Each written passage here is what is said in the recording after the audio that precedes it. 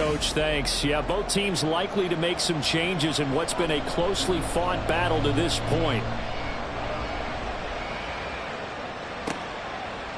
Hill going to think better of bringing this one out, and the drive will start at the 25. The 49er offense set to go to begin quarter number 3.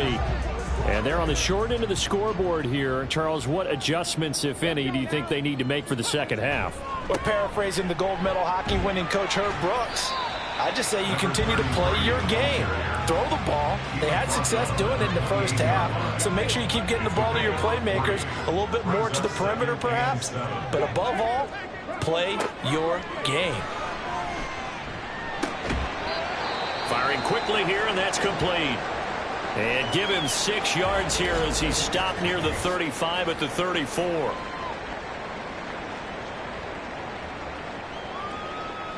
A yard all they need, but it's third down.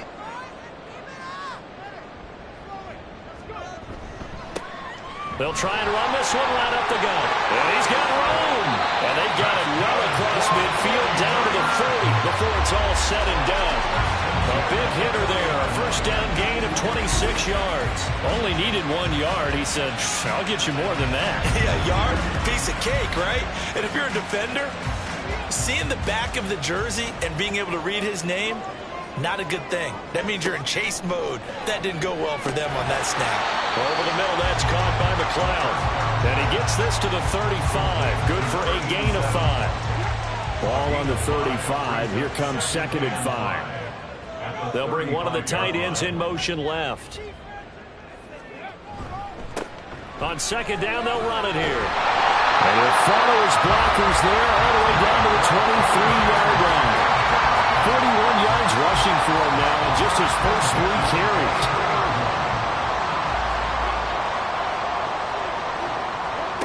Now on first down, he'll drop to throw it. And that, nearly picked off.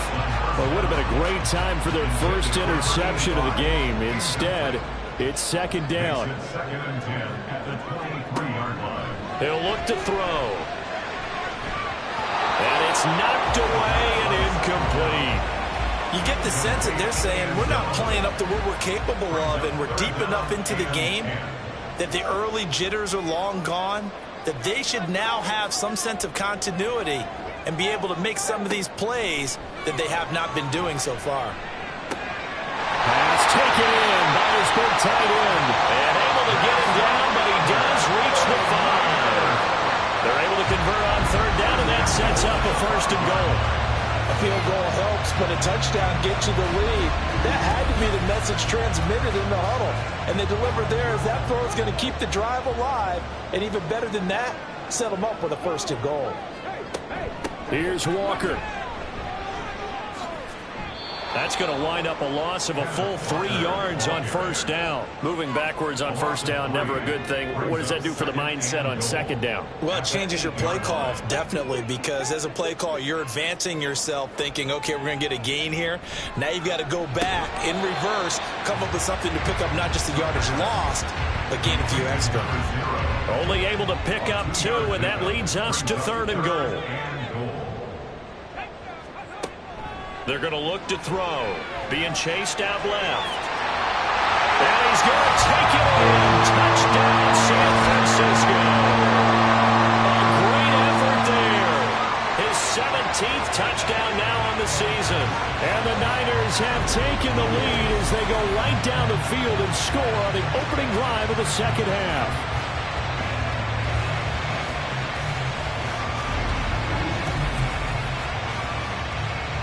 Now Moody for the PAT.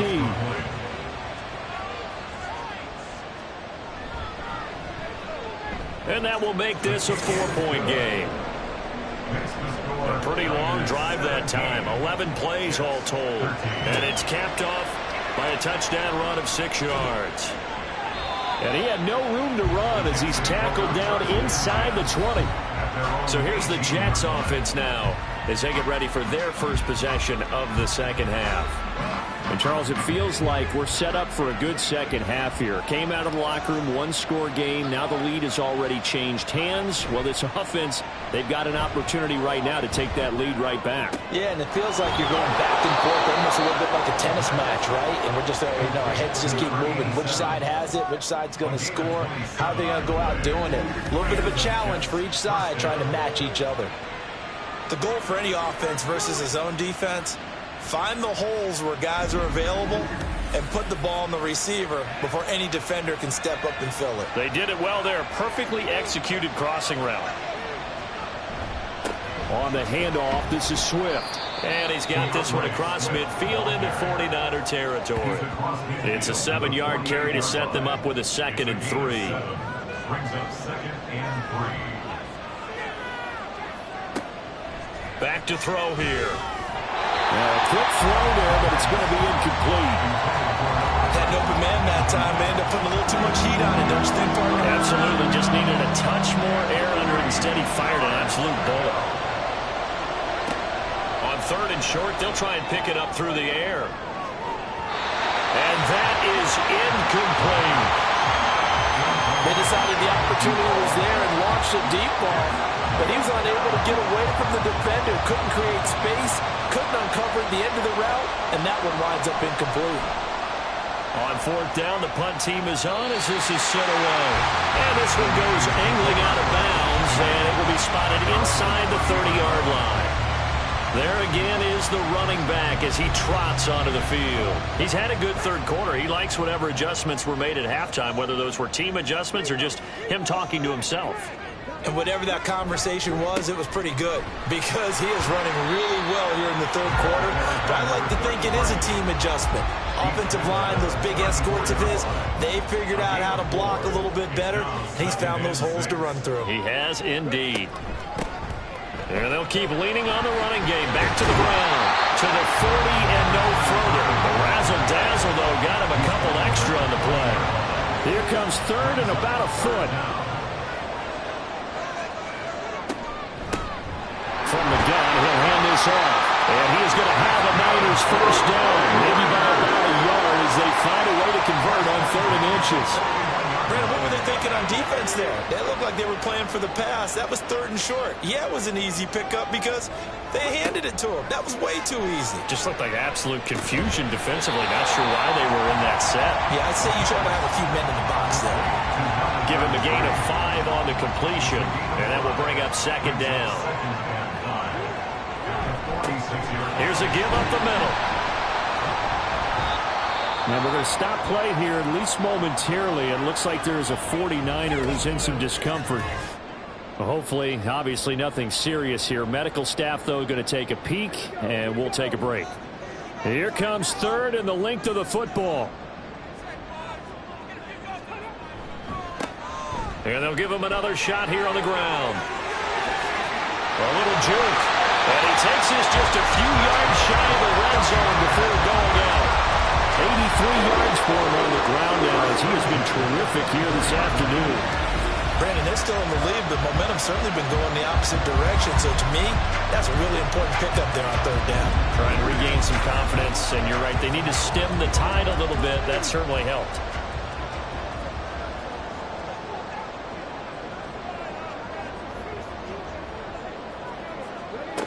They'll look to throw here on 1st down. Got a man, and he hits him in stride. And he takes it down to the 10-yard line. 15 more there, and they're on a roll. It's another 1st down.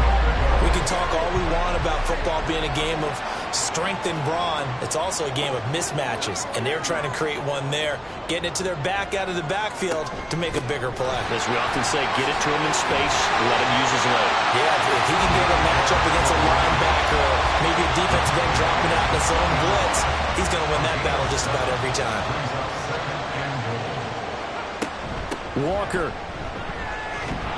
Oh, he's going absolutely nowhere as he is hit behind the line. That's going to go down as a loss of 5, and it brings up 3rd down.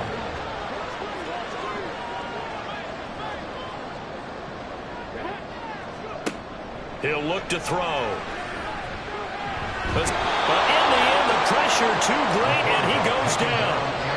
He loses a full 5 yards there on the sack, and it also brings up 4th down, 4th and goal. 3rd and goal, they decided to throw for it. But how about the play defensively? Couldn't find anyone open. Left him nowhere to go with the football. Had to absorb the sack. And this one is right through. So he's been automatic to this point of the season, and he connects on the field goal there.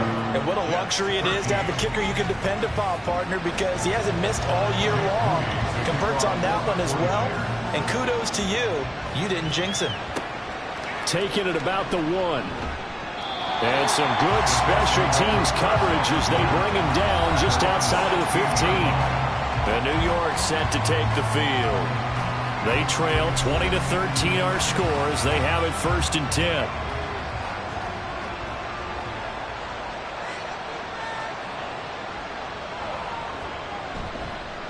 Here's a play fake as they set up to throw. Looking middle, and that's complete. And way up past the 35 before he's taken down. A good pickup there, 21 yards. Well, that certainly has to feel good. It's not all the time that the play caller should get all the credit. Sometimes I think in the huddle, the quarterback just says, hey, who's going to make a play for me? I just need something right here.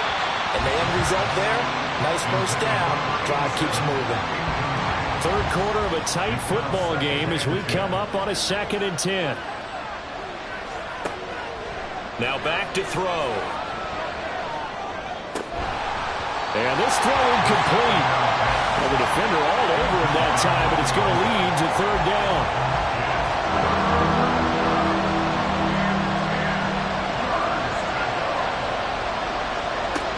Back to throw again. And now another one thrown incomplete. 1 first down here, and that's all, folks. Good work by this defense to hold things in check and force a punting situation. Here's the Jets punter now as he'll kick it away for the 2nd time. And a fair catch signaled for and taken at about the 18-yard line. A 40-yard punt, no return. And the Niners will go on offense, 1st and 10. The 49er offense set to get this drive underway. And last time they got 3 points, but it was a chip shot field goal. And when you go to the sideline after a chip shot field goal, maybe the offense not too happy. It's a balancing act, isn't it? Because you're exactly right. They're none too pleased that they didn't punch it in for 6 points. But they also have to remember they did put points on the board. 3 points is 3 points. And in this league, you take points when you can get them. Not easily done. 2nd and 14. Throw left side complete to McLeod. And way up past the 35 before he's taken down. That good for 21 yards on the catch and run.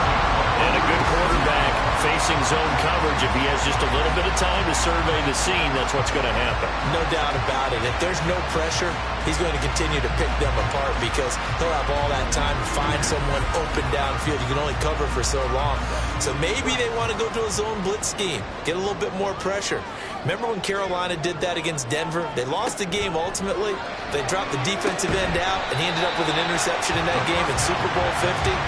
Maybe some sort of scheme like that to try and get more pressure at the passer. 2nd and 3. And it's a short one here, complete to the tight end. And he'll be brought down on what's going to turn out to be the final play of this 3rd quarter. 3 quarters have come and gone. We'll return with more after this. This is the NFL, and it's on EA Sports. 2 first downs have them up near midfield now on 1st and 10. One back in the backfield, he'll get the carry.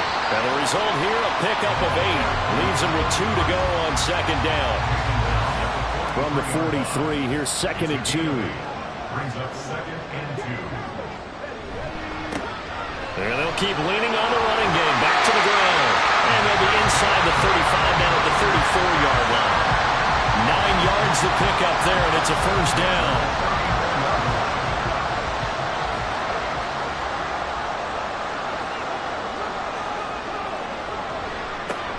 One back in the backfield, he'll get the carry. Oh, an absolutely filthy juke. He's got some space now. And inside the 20 before he's brought down. It'll go as a 1st down for San Francisco. Francisco on a pickup of 16. As I take a look at the clock, I realize that this drive has eaten up a good portion of the fourth quarter already. Got to tell you, partner, when you're trying to salt away a game, this is exactly what it's supposed to look like. And he's going to be taken down, sacked back around the 18-yard line. Second and 11.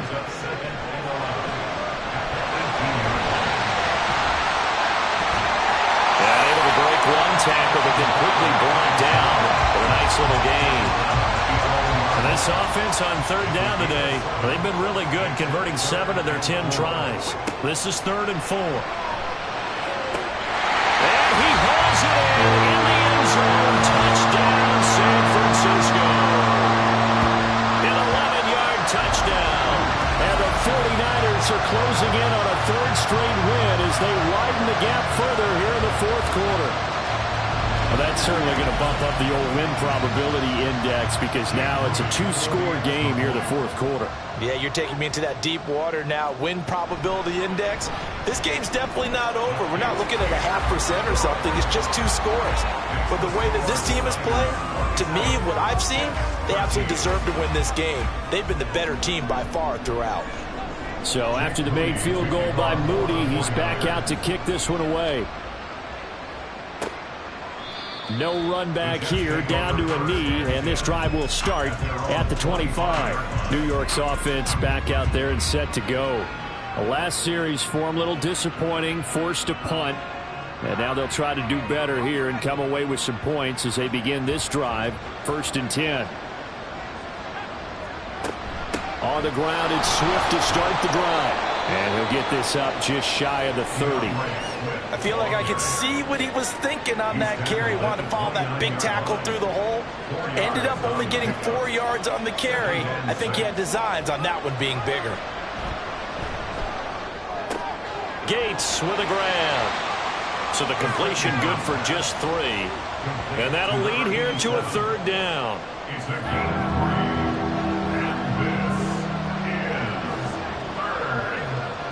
They'll try and run here with Swift. And they'll get it up just short of the 45 at the 44. Give them 12 yards there, and the Jets have a first. Now, yes, a 2-possession game, but a good chunk of time on the clock, so they have the ability still there to run it on 2nd and short, but maybe they need to pick it up a bit. You're right. They did pick up the first down there, but as you mentioned, they have to pick up the pace now because it's a 2-possession game. They've got to get there twice to make sure they have a chance to win. Once again, it's Swift. And he'll get what he can up the middle, 3 yards. That'll bring up 2nd down.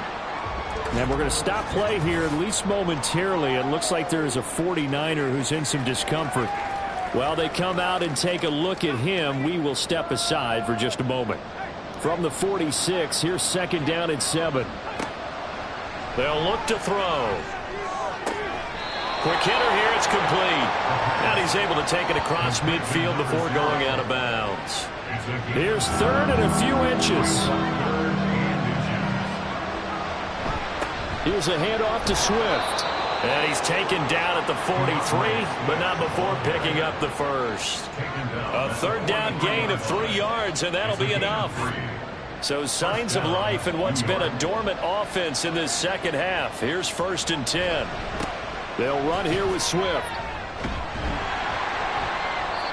And he was able to shed 1 tackle but could not get away from there. Now, during that run, an injury here. We got one of those big blockers in some discomfort. The medical staff will attend to him, and we will step aside. 2nd and 5. Looking left side, and it's complete. And he will reach the 8-yard line before going out. Give him 30 yards there.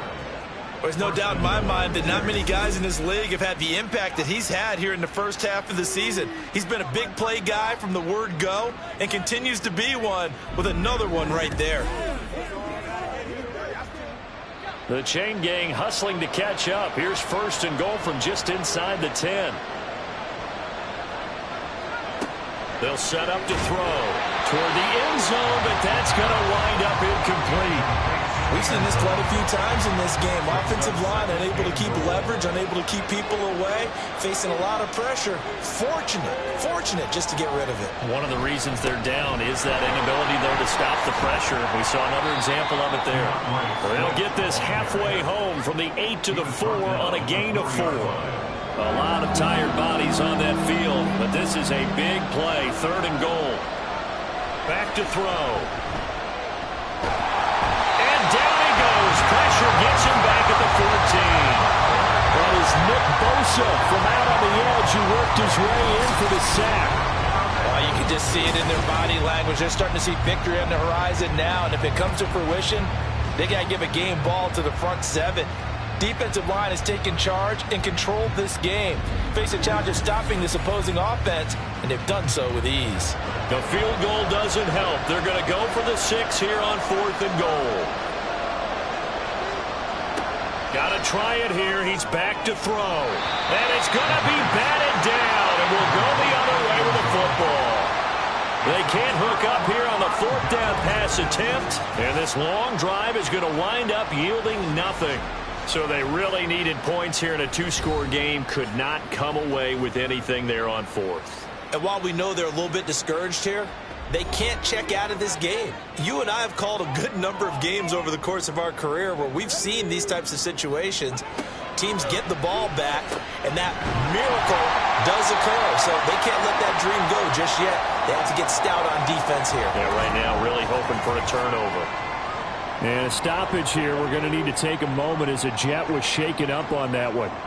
So as the medical staff takes a look, we'll step aside. On 2nd down, they'll run it here. And down he'll go at the 25. A gain of 5, good enough for the 1st down. 1st and 10 at the 25-yard line. Looking to throw. And a quick throw here, that's complete. And this will be a gain of 5 as he gets it to the 30.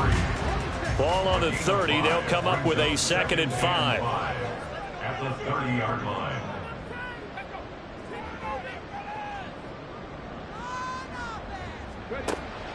They'll drop to throw. And he's got his man out of the backfield. That's complete. And they get him down, but not before he takes it across the 40-yard line. So 2 first downs, and that moves the ball to the 42 now, 1st and 10. They'll try and run some clock here as they keep it on the ground. And nothing but green grass here, middle of the field. Touchdown, 49ers. A great play there. His first touchdown on the year. And the Niners have pretty well put it away here in the 4th quarter. He's been having a great game, and that one right there, his best run so far, and it ends with 6 points. And not only that, in his mind, what is he thinking?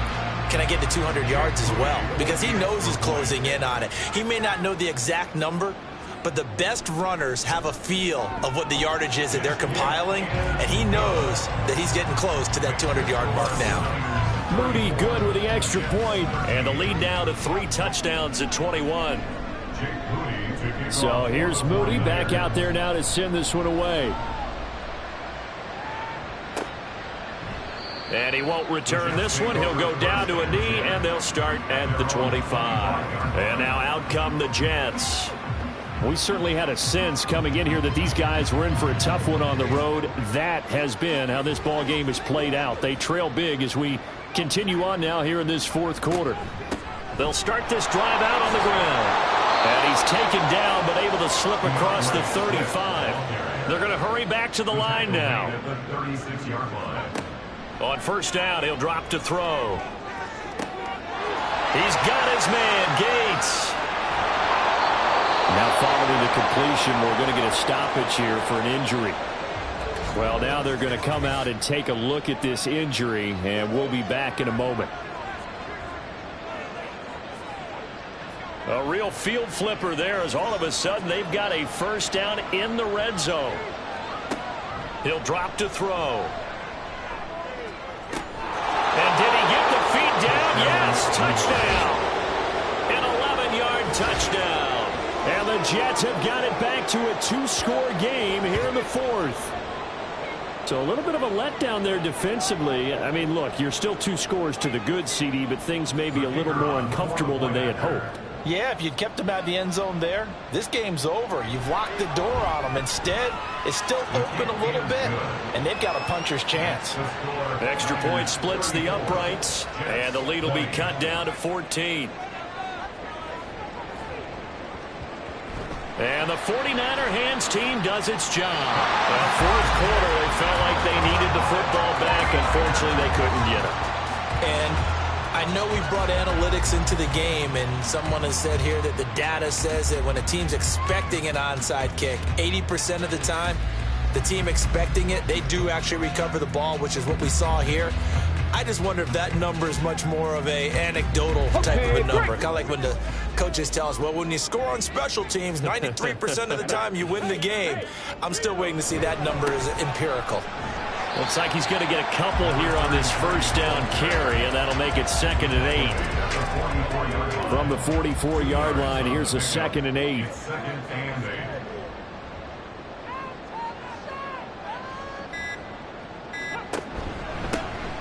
And they'll give him another shot here on the ground. And he's going to get stopped up quickly. Give him a yard down to the 43. I like the call there because that was one to take time off the clock and get them closer to getting out of here with a W. In the mind of the play caller, all you want to hear is tick, tick, tick.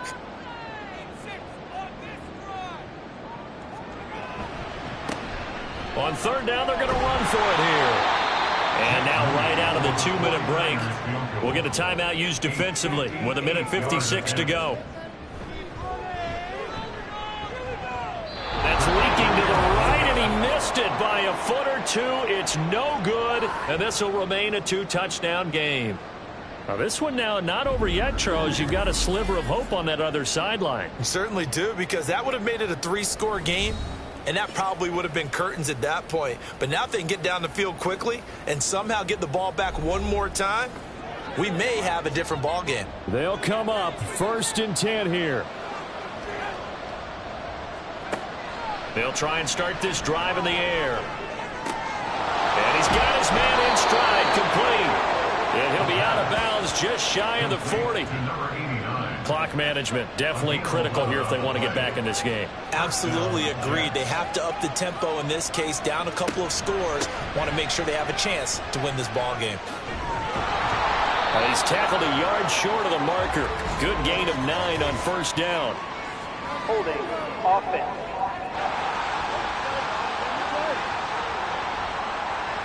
Here's 1st down.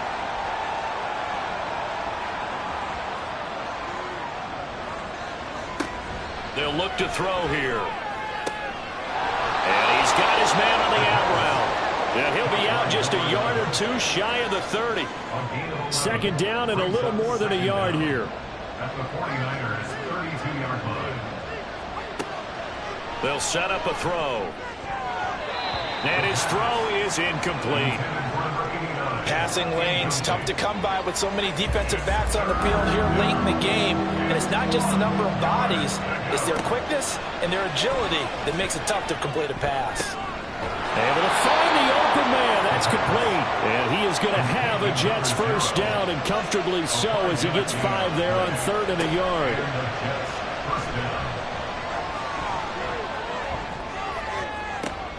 And this is intercepted, and that should do it. And the 49ers will take over here at their own 14-yard line. This spot in the 4th quarter with that deficit, had to throw the football. Unfortunately, there's the risk of big turnover. And you know you're going to be throwing against nickel, dime, all sorts of exotic defenses, but you have to do it anyway. Ordinarily, you might want to run the football a little bit, try and get them out of it. But as you noted, this time of the game, this point on the clock, had to throw it. And San Francisco gets set to go here. And checking the timeouts, they do have 2 defensively, but no real need to use them as they're not going to be able to stop the clock after that. And he is going to lose yardage here. Now the Jets going to use the 2nd of their 3 timeouts as it comes with exactly a minute to go in the football game. And he'll get this one up to about his 14. The Jets going to go ahead and use their final timeout. And as the two teams talk it over on their respective sidelines, we take a break. And he'll lose yardage on this one back to the 13. And we're going to stop play here, at least momentarily. It looks like there is a 49er who's in some discomfort. The medical staff is going to come out here and take a look, and we will take a short break. And on fourth down, on is the punt team sending this one away. He'll take it at the 42. It's a return of 5 following a punt of 42 yards. And the Jets will take over first and 10. So the Jets now down by 2 touchdowns, 43 seconds to go. And they're in danger of a 3rd straight loss as they come up on first and 10. Yeah, to the right sideline, and it falls incomplete. A lot of practice time, a lot of thinking goes into 2-minute drills, even on the defensive side. So now you want to make sure the guys understand. Continue to be aggressive, but make sure you're smart in doing so. And the Niners get there and bring him down. This crowd turning up the decibel level. It's 3rd and long. Forced out to his left. Fighting through, and he's got space. And he'll get it down here to the 43. Well, somebody lit a fire under that offense during the break, Charles. Remember, they trailed at intermission. They come out, they have the big second half, and that lifts them to the victory. And Brandon, trailing at halftime, we always talk about teams making adjustments. You know what the best adjustments usually are? It's just executing better. Because the game plan you put in place at the beginning of the week often still holds. You don't have to make wholesale changes. Just have to do it a little bit better, a little cleaner. And they did that in the second half, and that led them to victory.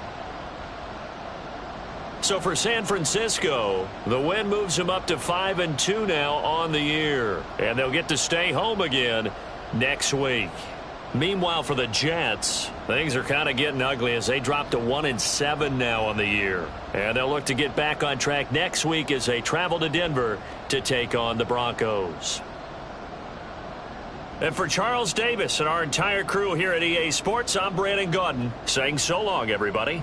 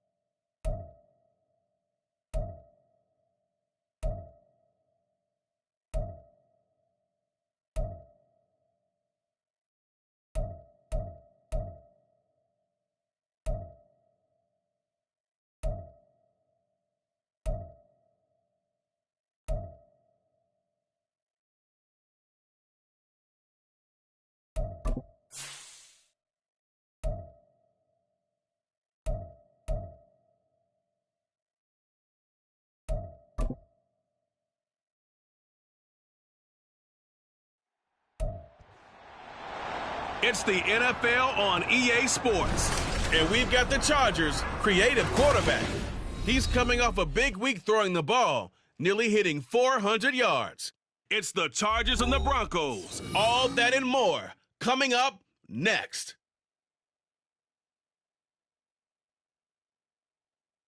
EA Sports coverage of the NFL has us at the foot of the Rockies, just west of downtown Denver at Empower Field at Mile High. Today we've got a Week 8 matchup on tap here, as it'll be the LA Chargers taking on the Denver Broncos. And hello again, everyone. Brandon Gaudin alongside Charles Davis. And Charles, we look at this Bronco team. They come in feeling good after back-to-back victories.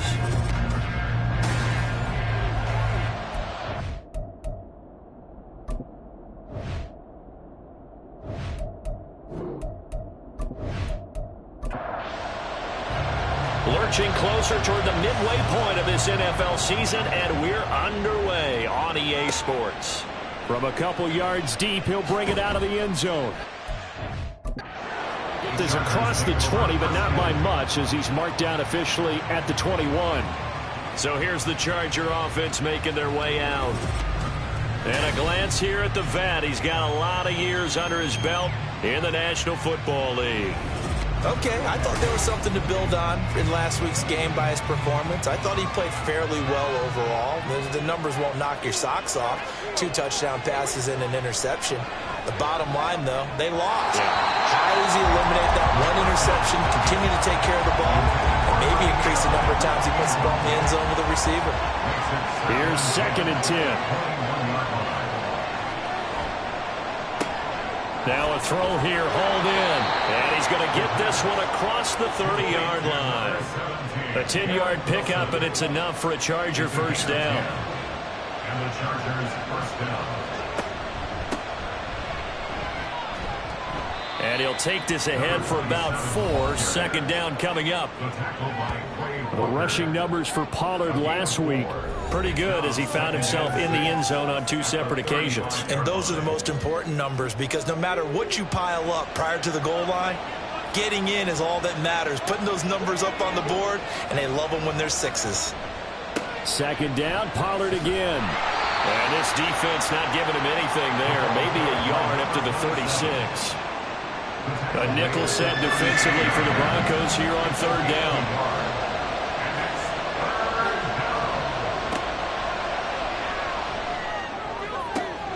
Pass to the sideline and pulled in. And he'll be out of bounds just shy of the 40. Hang on now. We're going to pause here. We've got an injured player. We'll step aside and get a report when we come back to Denver.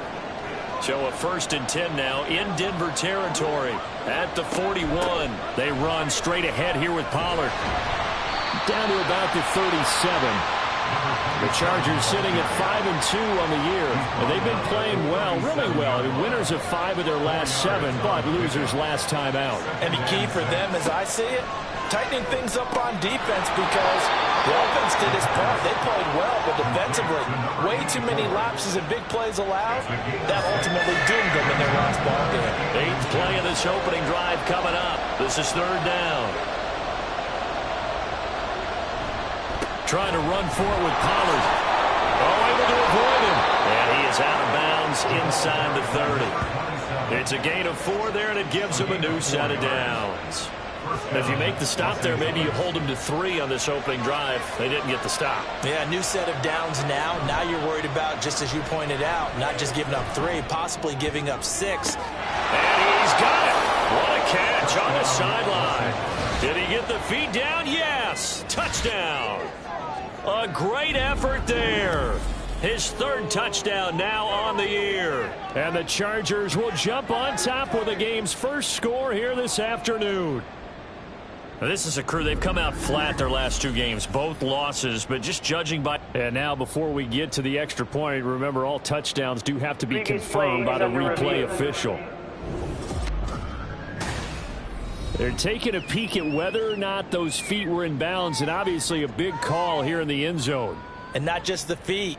How about the hands? How is the ball possessed while the feet are hopefully getting down in bounds? That's what they're trying to look at to see if it all comes together. So they called it a touchdown originally, and this will stay a touchdown after the video review, so they had it right. Extra point up and good by Dicker. And it's now a 7-0 game. A good drive that time as they go 9 plays in all. And it winds up with a touchdown for Los Angeles. And able to get this across the 20, but not much further as he's dropped it to 23-yard line. So here are the Broncos now for their opening drive. And a glance here at their quarterback standing 6'3". And you and I both know that any win is a good win. And that's what they did last week. But there's also plenty for him to work on in his game, wasn't there? Yeah. 2 touchdowns, an interception. Yeah, you know, he wants to increase that a little bit in terms of ratio. But first and foremost, they did win the game. So give him 5 yards there on the pitch and catch, and it'll be 2nd down. It's a gain of 5. Brings up 2nd and 5 at the 28-yard line. He'll look to throw. Throwing the out route incomplete. It's Crawford. And past the 40 before he's out of bounds. Second catch for him today, and it'll wind up a first down. So we just called his name on the previous snap, and they go right back to him, Charles, for a second consecutive completion. Yeah, I think what we're discovering on this drive is that he feels like he has answers no matter what defense you throw up there. He reads it, finds the open spot, and is available for the completion. Now on first down, he'll drop to throw it. And that is incomplete. He couldn't hold on through the contact. Brings up second down. It leads to 2nd and 10.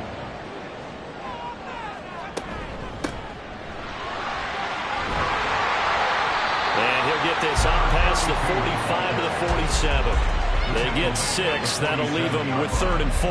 In search of 4 yards here to pick up the first down. They're going to look to throw.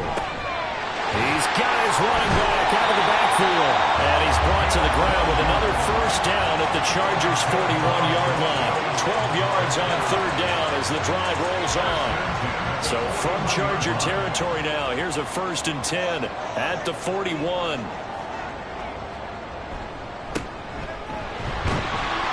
And he's going to take this ahead for right around 3 yards, but no more than that. 2nd down. The numbers for him from a week ago, a boatload of carries, 94 yards and a score. And as we discovered in talking with the coaching staff prior to the game, going up against a team that struggled against the run has only emboldened them to run the football more. I expect 40 to 50 carries in this game. Well, here's a throw right side taken in by his tight end. And all the way inside the 15 before they drop it. A first down there on a pickup of 25. He's certainly done a nice job spreading the field on this drive, and here he finds his big tight end for good yardage. And that's what you have to do. Keep defenses guessing about where you're going to go with the football. From the 13 now, they work on 1st and 10.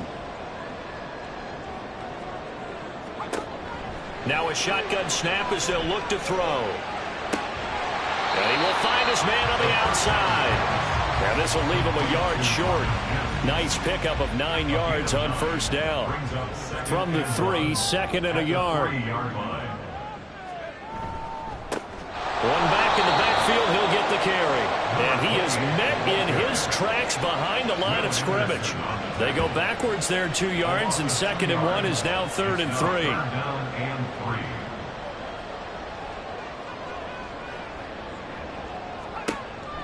He'll look to throw. Buying time to his... And he'll take it into the end zone for a Denver score. A 5-yard touchdown run. And the Broncos are able to match the opening drive touchdown against them with one of their own. What an effort there. Sometimes you hold your breath a bit when you see your quarterback diving for the end zone. You don't want him to land on a shoulder wrong or take a big shot. But he looks none the worse for wear here, and that winds up a touchdown.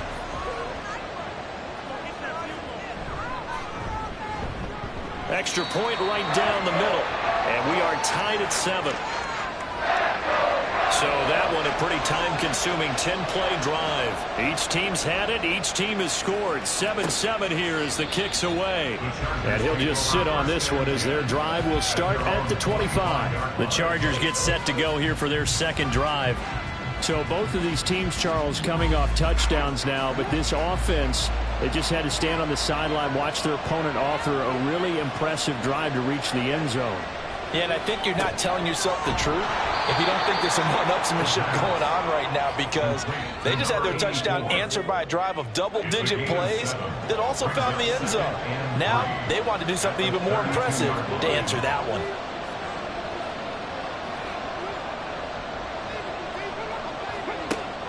Back to throw here. Over the middle, it's complete. Second catch for him today, and it'll wind up a first down. A gain of 9 yards. First down, Chargers. A play-action fake. They'll look to throw. And that's caught inside the 30. And he'll go down, but not before getting this inside the 30. And it appears we have a Charger shaken up on that last play. We'll step aside and get a report when we come back to Denver. So now then, the big play has him all the way inside the 30 now, 1st and 10. Again, he'll drop to throw. Firing quickly here, and that's complete. Only able to gain a couple there, and that's going to bring up 2nd down. At the Broncos' 23-yard line. Pollard gets it off the option. They'll get him to the ground at the 20 following a pickup of 4. This defense for the Broncos, they were terrific in the win over Tennessee a week ago. It was a little bit enlightening talking with the defense coordinator about their performance last week because the feeling was that it was a good, solid performance. They did what they needed to do to get the job done and get the win, but definitely a few lapses that they're looking to correct. A nifty bit of scrambling there. 12 yards, 1st down. He's a talented runner, and that means he's always looking for bigger and bigger gains when he takes off. Certainly found some bonus yards there beyond the 1st down marker, and this early drive will continue with that extra jolt from his legs. Now back to throw. And that one drops down, incomplete. Good coverage there, forced the ball free, and it's 2nd down.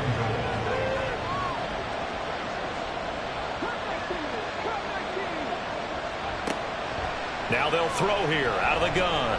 And this is caught. He's got it. Touchdown, L.A. A great play there. His first touchdown on the year. And the Chargers have taken the lead. So, Charles, they had him double covered in the end zone. It still was not enough. I wonder if they're thinking to themselves now, 2 didn't work. Do we go for 3 guys on him next time? Because he fought through all that extra attention, got himself into a great position where his quarterback felt confident enough to challenge the coverage and threw it his way. What a big-time play right there, both by the quarterback trusting it and by him going up and getting it.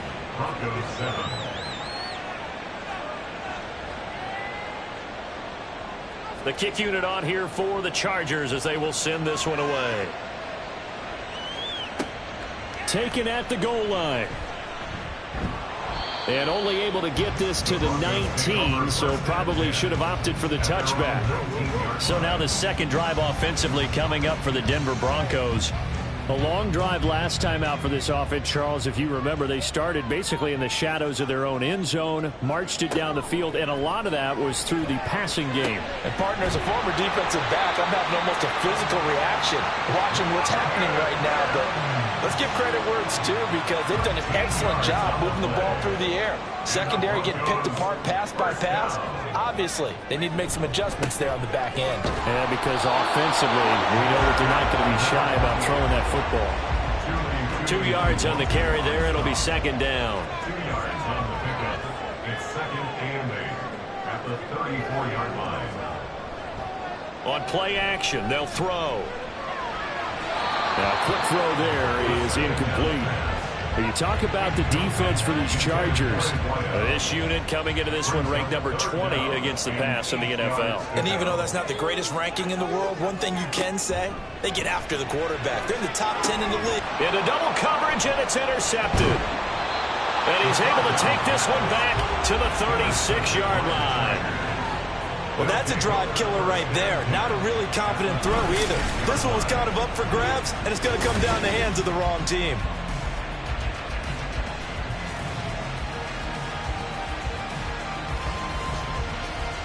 So here are the Chargers to take over. They lost 2 straight coming in, but good news for them right now. They've got the lead and the football. So from the 36 now, 1st and 10. They'll come out throwing here to start the drive. And they'll get him down after a pickup of 8, 2nd and 2. I do think it's fair to say that they were caught off guard a little bit when we decided not to throw it on 1st down. But give them credit. They recovered in time to deny him the 1st down yardage. But it's only 2nd and short. So that run is still likely to lead to a new set of downs. And down inside the 15 he goes. The escapability in evidence there as that one good for 15 and a 1st. Through one quarter, 14-7 our score. Charger football to start quarter number 2. As they've got it with a 1st and 10.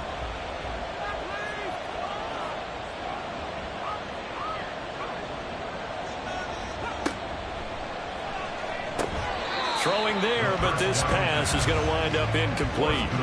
In the red zone, precision is the watchword. If the throw's a little too early, too late, maybe off a little bit, going to be a good chance that any attempt is going to be a contested one, and that one falls incomplete. And this will be caught in the end zone for a Chargers touchdown. A 14-yard touchdown. And the Chargers have taken a 2-touchdown lead now. Well, just a sensational start for this offense, Charles. 3 drives, 3 passing touchdowns. Is that like mentioning a perfect game in baseball? Or are we cool to do it here in football, partner? No, I think you can do it here in football. I think perfect game in baseball, that's its own category. Yeah, I think you're right about that. Could not imagine a worse start for that secondary. Or let's face it, a better one for this offense. No chance they stop passing now the way that it's going. I think they're going to continue to press the ball downfield and hopefully reap the same results.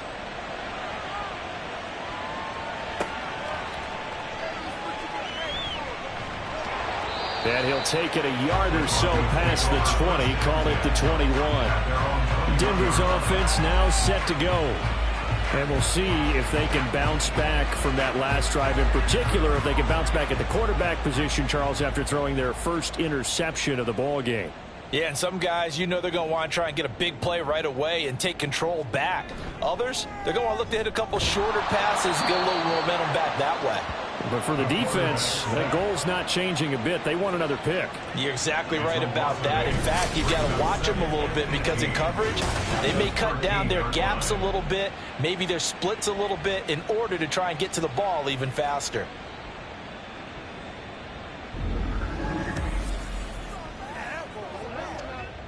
Got to imagine the pass rush will be equally intense here on 2nd down following the sack. It's 2nd and 18. From the shotgun, he'll look to throw. That is caught by Cohen. A good pickup there, 13 yards as they get closer for 3rd down. And that was yardage that they needed there after the sack on 1st down. They didn't get all of it back, but now they look at 3rd down as a manageable situation, one that they have a much better chance of picking up. And he will have the Broncos 1st down as they're able to get the 3rd down conversion. When you're struggling on offense, you're looking for anything possible to get you going. Sometimes you do it like basketball teams that don't normally press. You put a press on, bring people to life, make them move a little bit quicker. Maybe that'll help them. Accelerating, and off he goes. He's got this to the 30 before being taken down. He's able to rip off 32 on that one. It's a 1st down. I love football lingo and the evolution of it all. Nickel defense makes sense, right? 5 defensive backs. But then you go to 6. What are you going to call that? And they call it a double dime. A dime, which is just very simple for them. The math doesn't add up. But I know one thing. Offenses love to run against dime defenses. Typically, the bigger guys have an advantage against the smaller defensive backs when they're blocking downfield. Yeah, we saw that advantage right there. And he went backwards. He'll be down at the 30. It'll go as a loss of a yard, so now they deal with 3rd and 11. But backed up here, tough spot, needing 11 yards to pick up the 1st. On 3rd down, he'll drop to throw.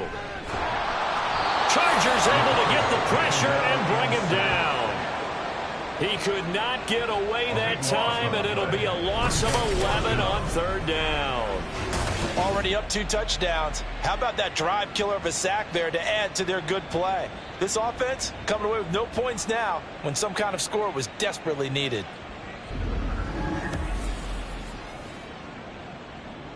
So now on comes the field goal unit, and wow, this is no ordinary try here. This will be spotted just shy of midfield, a 59-yard attempt. And this is right down the middle as he puts it through, and that will get the disadvantage now back down to 11. So as it turns out, that sack doesn't wind up costing them, Charles. They at least get points, get 3 of them. Yeah, that's where your kicker can really come to your rescue because you know After the sack, there was a little consternation there. Are we out of field goal range? Are we going to be able to get 3? In this case, he stepped right up and gave them exactly what they needed. Here's a Los Angeles offense as they get set to take possession. Right now, everything they touch turns to gold. This is their 4th possession. Touchdowns on their first 3 possessions. I mean, this defense, they can't seem to stop them. It's like they're on skates. Great analogy, Brandon, because they are pushing them back and winning everything at the line of scrimmage. They've just been laying down tracks towards the opposite end zone. So to themselves, all they're saying is, if we don't make a mistake, there's no way they can stop us.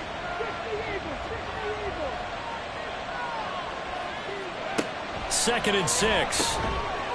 And this one incomplete. Too much contact to hold on to that one, and it's 3rd down. They are in need of 6 yards here if they hope to move the chains. They'll set up to throw. He's got his target. That's complete. And he is going to have the Chargers first down as they're able to get the 3rd down conversion. Well, things are definitely going right for them here in the first half. Pick a down, any down, even 3rd down, no problem. They get a connection there and pick up a fresh set of downs, continuing to move the ball.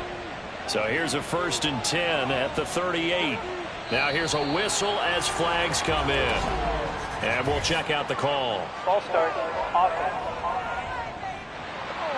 That flag accepted, and it backs the offense up a little bit. The false start backs him up 5, 1st and 15.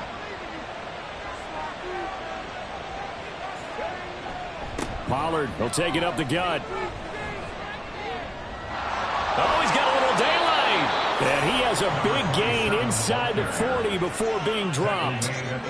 46 yards rushing for him now on just 6 carries to this point. So a 1st and 10 now in Denver territory at the 38. Back to throw. It's a short one here, complete to his tight end. He'll be hit down at the 33, 5 yards on the play. From the 33, here's a 2nd and 5.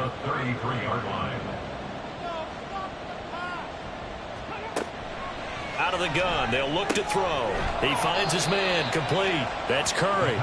2 yards on the pickup there. And now it's 3rd and 3.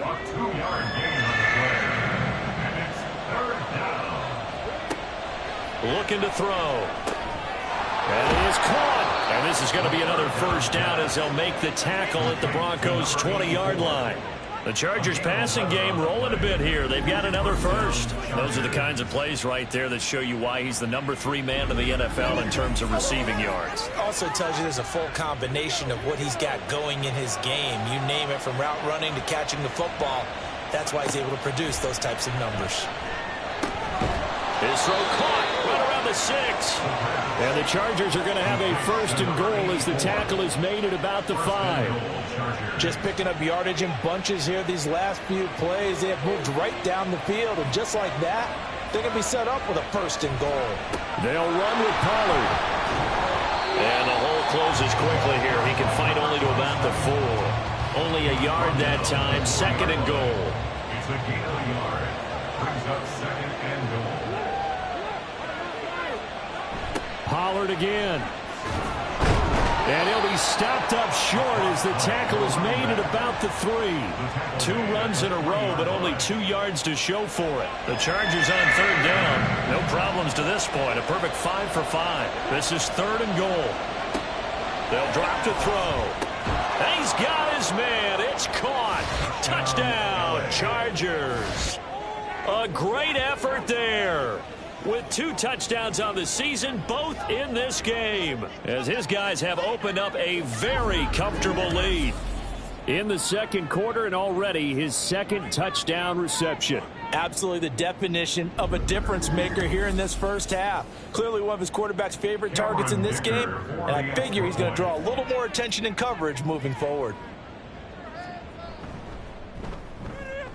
Extra point up and good by Dicker. And the lead is up to 18 now. The kick unit on here for the Chargers as they will send this one away.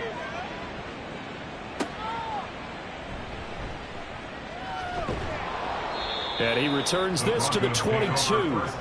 Denver's offense ready to go again.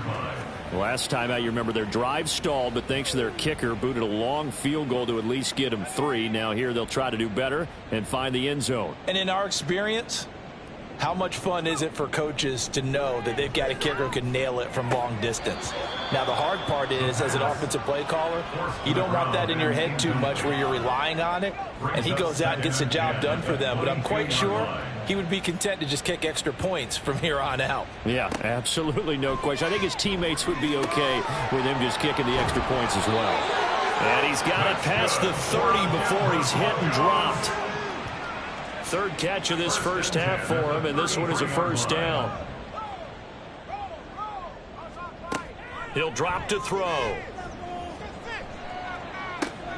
Throwing the out route incomplete. It's Lindsey.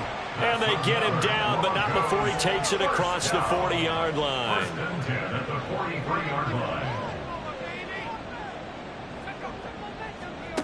Back to throw again. Got his man complete over the middle. That's Crawford. Down to the 10. And all the way home for a Broncos score. A big play there. 57 yards. And the Broncos are able to make some inroads here to that deficit. As a former DB, you might not like to see that, but from a wide receiver's perspective, those are the plays they dream of. Correct on both counts, all right? Because once he took off, I mean, let's face it, that should have been done in Big Sky country. Aren't any speed limits out there? And off he went. Glad I wasn't the one trying to chase him.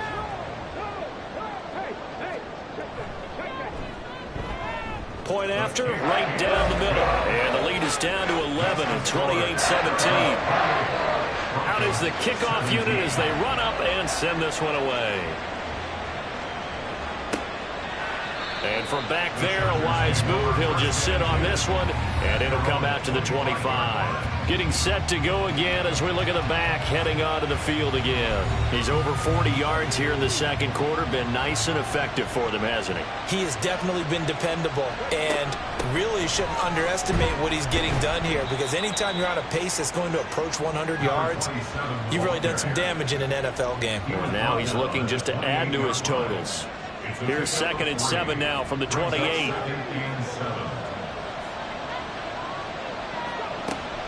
They'll set up a throw. Quick hitter here, it's complete. And he will be out of bounds. A good yardage there, and he'll get a second to catch his breath as it leads us right into the 2-minute warning. Now this one to his tight end out on the right side. They'll wind up getting 7 on the play, and it's 2nd down. Number 89. A 7-yard pickup brings up 2nd and 3 at their 49-yard line. They'll look to throw. And a quick throw here, that's complete. 7 catches for him now, and this last one, a first down. First down, Chargers. They'll look to throw again. Got a man, and he hits him in stride. And that's good for a pickup of 10 yards. And they'll be left with a second and about a foot. On the pickup. It's 2nd and inches at the 35-yard line. They'll stick with the passing game as he looks to throw. The Chargers going to signal for the first of their timeouts as they'll stop it with just over 40 seconds to go in the first half. Now here's a pass on first down that's knocked away and incomplete. And their back's up against the wall a little bit, and they come through by forcing an incompletion. Now they've got to continue to ratchet up the intensity a couple of more times and get off the field before giving up any more yardage. Another throw on 2nd down, and this one incomplete as well. They haven't been able to stop them so far this series, but getting a nice little stand from their defense now. They'll look to throw here. And this will not get close to the first down marker as he's brought down at the 26.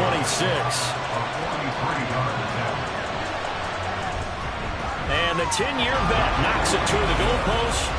So after 4 touchdowns in the game for this offense, this time they're forced into taking the 3. But you did mention 4 touchdowns, right? So 4 out of 5, not too bad. I think that's a pretty good record for them. From a yard or 2 deep, here comes a return. And he'll get it up just past the 20 as his guys will go to work at the 21-yard line. The Broncos going to get one more possession in this first half. And with time quickly fading here in the second quarter, not sure how aggressively, offensively they want to play this. I think we'll find out just how much they trust their guys in this situation if they decide to take a shot. Oh, and that is incomplete. You've always been very good about checking my math. Am I correct? That's the first time that it's been incomplete when they've thrown it to him? Yes, he had caught every other ball coming his way. So they feel like they've got something really good going there, and they're going to continue to go there until the defense makes an adjustment and takes it away. Well, they finally made an adjustment there. We'll see if they can build on that stop. But one more time, they'll keep it on the ground. And this won't do it. He needed 6. He only got halfway there. And they're going to take a timeout defensively. So with 4th down coming up, they go ahead and burn it and say we'll see what happens. This is brought in at the 21. So we are at halftime here on Halloween. As we send you on out to our studios in Orlando, here's Jonathan Coachman at our EA Sports Halftime Report. Okay, Brandon, make sure you avoid the crazies out there and welcome in everybody to this Halloween edition of our EA Sports Halftime Report. We'll start over at Raymond James Stadium in Tampa, and it's the Buccaneers who are out in front in the second quarter. P.J. Walker, responsible for the lone touchdown in the game thus far as he's thrown a touchdown pass. Next, we head up to the Windy City. Check on the Bears at home, Soldier Field. And it was the visiting Carolina Panthers who were victorious in that one. Justin Fields leading the way with a couple of touchdown passes in the victory. Finally, let's get up to the place they call Titletown, Green Bay, Wisconsin, to see what's happening with the Packers. And they've got the lead in that ball game over the visiting Jaguars. Trey Lance has thrown a touchdown pass.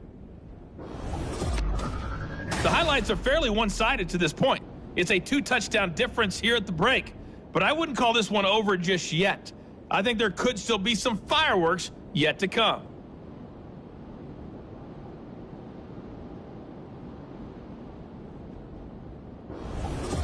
All right, Coach, thank you very much as we welcome you back for quarter number 3. It'll be the Broncos getting the football first in this second half as they trail, and we are back underway. And here comes a return from just beyond the goal line. And he's up past the 20 to the 22-yard line. Here comes the Broncos offensive unit here as they'll have it first to begin this third quarter. And, Charles, they trail here, though not really the fault of this offense. No, they certainly did their part in the first half. But when you're in a shootout like this, you definitely want your defense to play better, but you know that's out of your control. All you can do, keep putting points on the scoreboard and keep giving your defense opportunities to make stops. And he takes us beyond the 35 before going out of bounds. 2 catches in the first half. Now he's got a third here, and it's good for a first. But one of the ways that quarterbacks keep all the receivers alive in a play, never lock in on any one guy. Make sure you keep your eyes moving, scan the field. And here he finds the open guy for a nice pickup. They'll look to throw now on first down. Just a gain of a couple there. And that'll bring up second down. That's a good job there by the corner. We do talk about this a lot, that a lot of corners see their job as simply covering receivers. Tackling isn't everyone's thing. But in this case, he came up quickly and made a nice, sure tackle. Officially no gain on the play, and they're left with a 3rd and 8. It's now 3rd and 8. Now a shotgun snap as they'll look to throw. Pass taken in by his big tight end. And he'll go down, but not before getting this inside the 30. A very nice pickup of 33 yards. I'm not sure how this drive's going to end, but how about the way they flip field position there? A nice attacking play that picked up a heck of a chunk of yardage.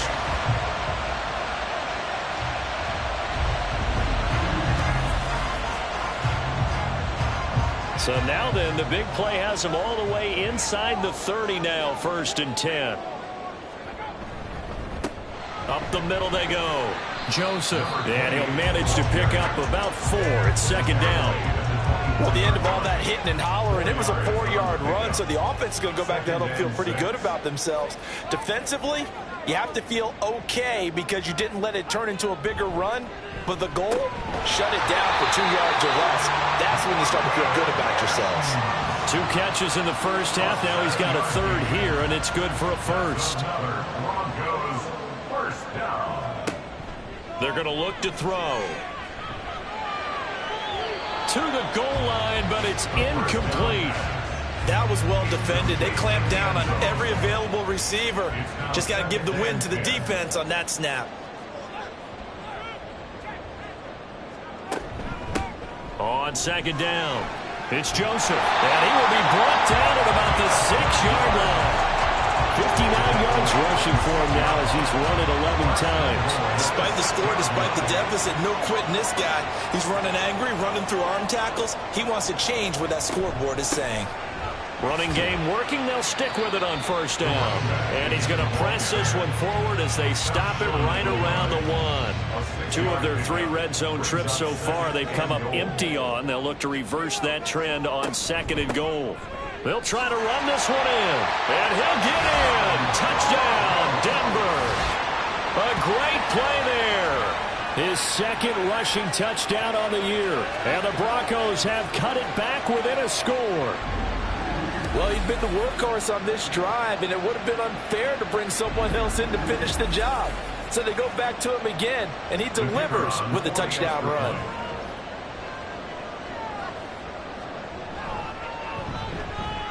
Extra point splits the uprights, and that'll cut the lead down to a touchdown. The Broncos kickoff unit out there to kick this one away. This taken in at the goal line. And no alley to be found. The coverage was solid, and he's dropped at the 18.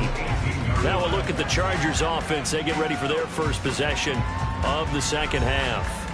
But, Charles, they still have the lead despite their defense giving up a touchdown on the previous possession. And even though they have that lead, it feels like a back-and-forth ball game where to try to get momentum back, maybe they need at least 3 here on this drive. I think you're right about that, Brandon, because your game plan doesn't change. I do believe your urgency does because of the last score that went against your team. So what you want to do now is have your own drive and try and make sure that momentum stays in your camp. He stiff arms him. Still going. He's on his way. And all the way in for a Charger touchdown. Their mobile, agile quarterback. 79 yards. And the Chargers are able to strike quickly to add on to their lead. This offense, they were dynamic in the first half. The halftime break, that didn't slow them down at all. Big strike here in the third quarter. It's almost as if they were saying, it's not just our skill in the first half that's getting this done. It's confidence as well. And confidence has taken over this game in a big way. How about these strikes that we're seeing?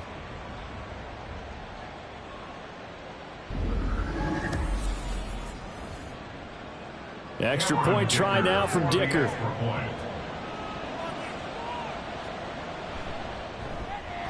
And he's been a busy man, 5 for 5 now as he knocks another one through to extend the lead. So 2 plays on that scoring drive. That's how they drew it up. And the long run into the end zone, and what a run it was. And he brings us out past the 20 to the 24. Now this Broncos offensive unit ready to head back out onto the field. They did what they had to do to start this third quarter, went down, got the touchdown to cut the lead, but the matching touchdown a moment ago, and we're right back where we started at halftime. Yeah, you're exactly right, partner. They had a little bounce in their step after scoring that first touchdown, but the defense gave one up, and that's the problem right now. Can they get better play from their defense while they continue to score on offense? Back to throw now on 2nd and 10. He finds his man, complete. That's Joseph. 4 yards the gain, and it'll bring up a third down. It's a gain of 4. Brings up 3rd and 6. Back to throw here. And this one is incomplete. Looks like another empty possession offensively. And you're at that point in the game where you can't afford too many more of these. So this is going to require some heavy thinking on the sideline to figure out what they can do to crack this defense. He'll send this one into the mile-high air, and it's a good one. A strong running. Officially, that'll go as a 52-yard punt. Not too shabby. And it'll be Charger football here as they take over.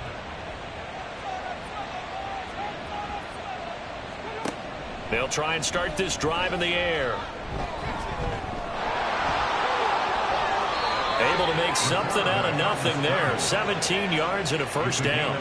Partner, even I can figure out who deserves the lion's share of credit for their lead right now, because he has been terrific in a dual threat role, really chewing up yardage and getting them points with his legs. Simply put, that defense has had no way of stopping him, and that's why his side is on top. He'll get this up to about the 44. Well, you certainly have to give a little credit here, because they're playing this game now at their pace. This is ball control football, sustained runs, taking their time and making it work. A second down pass play there, but it's incomplete. It's rare that a receiver of his caliber would drop one pass, but that's now 2 times he's had his mitts on one and lost it. Yeah, and I don't think that they're going to lose confidence in him, though, because of the track record. Such a good player, maybe having a bad game, but I think they'll still go to him in a critical spot. And those two just haven't been in sync thus far. They've done a nice job against him, but still, with his talent, you would expect him to have more completions to him in this game. On is the punter Scott here as he gets this one away. And that hits at the 6 and carries into the end zone for a touchback. The Bronco offense now set to come back out onto the field. Charles, a very uninspired effort the last time we saw them out there. It was a quick 3-and-out, and they punted the football. Yeah, and you never want to get stopped so soundly during a series, but what would be even worse now is letting it happen again right here. They've got to get going. 2nd and 9 now from the 21. On play action, they'll throw. Throw left side complete. That's Crawford. And they're going to get this beyond the 40 before he's taken down. 22 yards there, a first down. I'll tell you what, a lot of those mid-range throws have been available, because sometimes teams get too concerned about the deep ball and they leave too much space in front of them, and these guys have been taking advantage so far.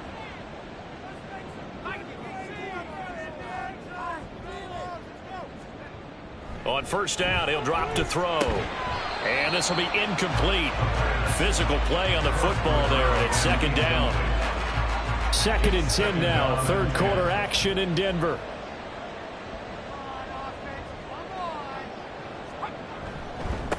Now a handoff up the middle. It's Joseph. And a good run here as he'll rumble all the way down to the 40-yard line. 84 yards on the ground for him now as he's done that on 15 carries. So from Charger territory now, here's a 1st and 10 right at the 40. Off the play fake, he'll look to throw. And incomplete. Not only did he have a chance to scan the field there, it felt like he had a chance to scan it twice. The protection was that good. Unfortunately for him, the coverage downfield, equally good. And 2nd and 10, he'll look to throw again. Firing quickly here, and that's complete. And he gets this to the 35. Good for a gain of 5. This offense in desperate need of a conversion as they come up on 3rd down. Now back to throw. Down the sideline he goes. And all the way home for the Broncos score. A great effort there. 35 yards. And the Broncos have got it back to within a score. So on 3rd and medium, they dial up the pass, and it works to hit the end zone. And it's really not a surprise to me. That's a throwing down in the NFL because of how tough it is to run the football. But what offenses like to do is still show run formations to make them respect it and throw out of those. In this case, they took a nice shot at the end zone and made it pay off. Extra point right down the middle. And that'll cut the lead down to a touchdown. This game back within a touchdown now as the kickoff's away. And it'll come out to the 25 as he will not attempt to return. And now out on the field, here comes Los Angeles. And their lead cut in half by that touchdown a moment ago. They are up 7 as they begin this drive, 1st and 10. They'll run with Pollard to begin the drive. And not a whole lot of room to operate there on the 1st down run. He gets maybe 3. Here's 2nd and 7 now from the 28. Gonna run again here with Pollard. He'll be hit down at the 33, 5 yards on the play. Brandon, all things considered, they have to feel pretty good about getting that type of a gain, considering the blitz that they just had against them. So the false start will back them up 5. False start, offense. The offense knew it. They were already starting to walk back as that one is accepted. And a manageable 3rd down becomes a lot less manageable. 3rd and 7 after the false start. He'll look to throw. He finds his man, Pollard. And I don't think he got there, no. He's short by maybe a foot, maybe. Call it 4th and inches. Here's J.K. Scott now as he'll punt it away for the 2nd time.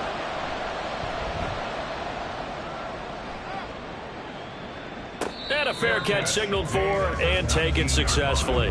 So possession goes over here on the punt. And the Broncos take over, 1st down and 10.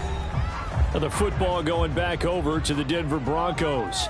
Well, certainly they'd rather have the scenario they had last time out, Charles. Remember, they had the short field. They took it in the end zone. Now this is going to have to be a longer, more sustained drive if they want to get points. Yeah, a little bit more of a quick strike opportunity last time by where they were on the field, and you're exactly right about that. But now, backed up a little bit. What's that old expression we love to use?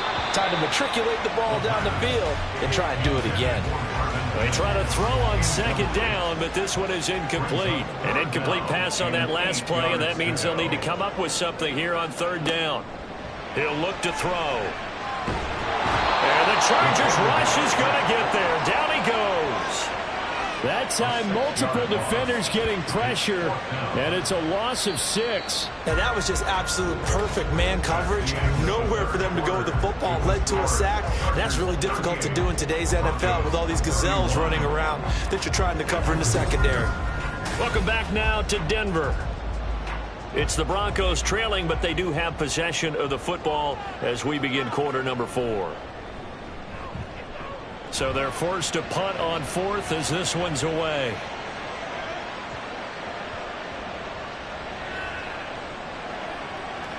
And a nice job here to down this one right on the 5-yard line.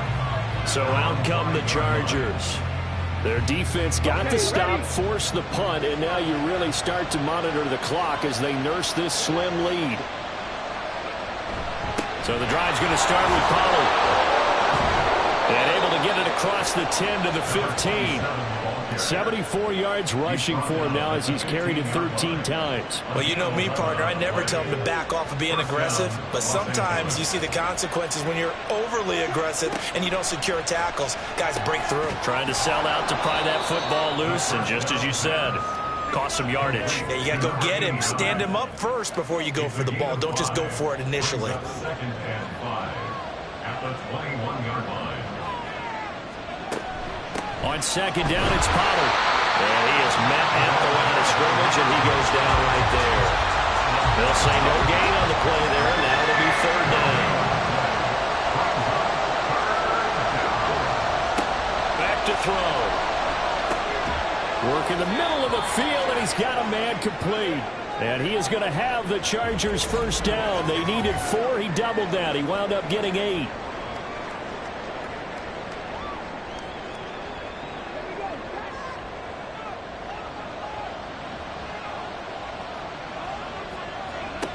Looking to throw.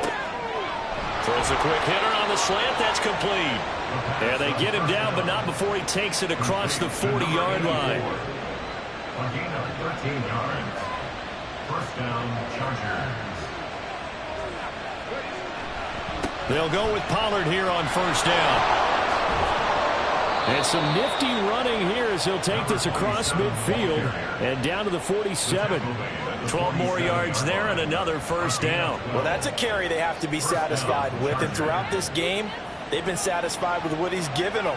Whenever they've needed a big run, a first down, he's the guy they turn to. And it doesn't matter what the defense thinks.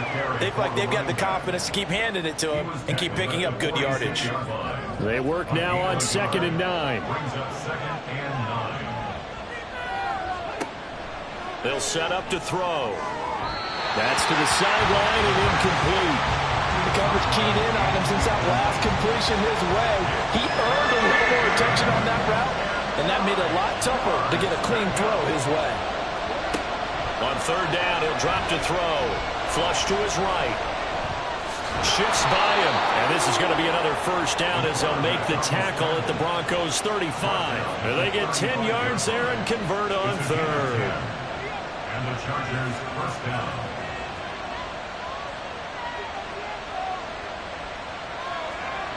Back to throw now on 1st down. And the timing a bit off that time as that one falls to the ground. This could be the start of a nice stand from this defense now after getting walked backwards on this drive. Come through with another one here, and you have them staring at a 3rd and long, and that puts the defense in a position to dictate to the offense.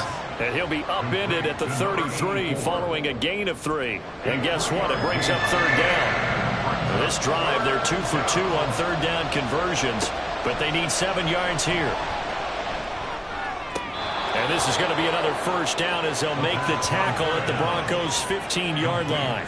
The Chargers passing game rolling a bit here. They've got another first. And that certainly appears to be a critical conversion right there, because not only do they keep the drive going, they take valuable time off the clock as well.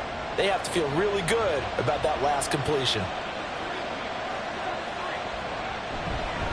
Now a give here to Pollard. And he's brought down just outside of the 10 at the 11. Brought down that time by Quay Walker. Now 2nd and 5. Here's Pollard again. And he's in for a Charger touchdown. Taking it in from 11 yards out. And the Chargers look like they're about to put an end to their 2-game losing streak as they add on to their lead. So the rushing touchdowns continue to stack up, CD. That now 15 for him on the year. And give him a ton of credit for staying healthy, being a smart runner, and it's showing just how important he's been to his team. He's got to be their MVP at this point in the season, and those votes may have been turned into league MVP votes when it's all said and done. Extra point up and good by Dicker. And the lead now up to 14. The kick unit on here for the Chargers as they will send this one away.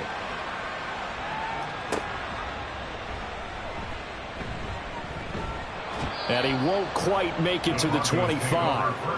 And Denver getting set to take the field.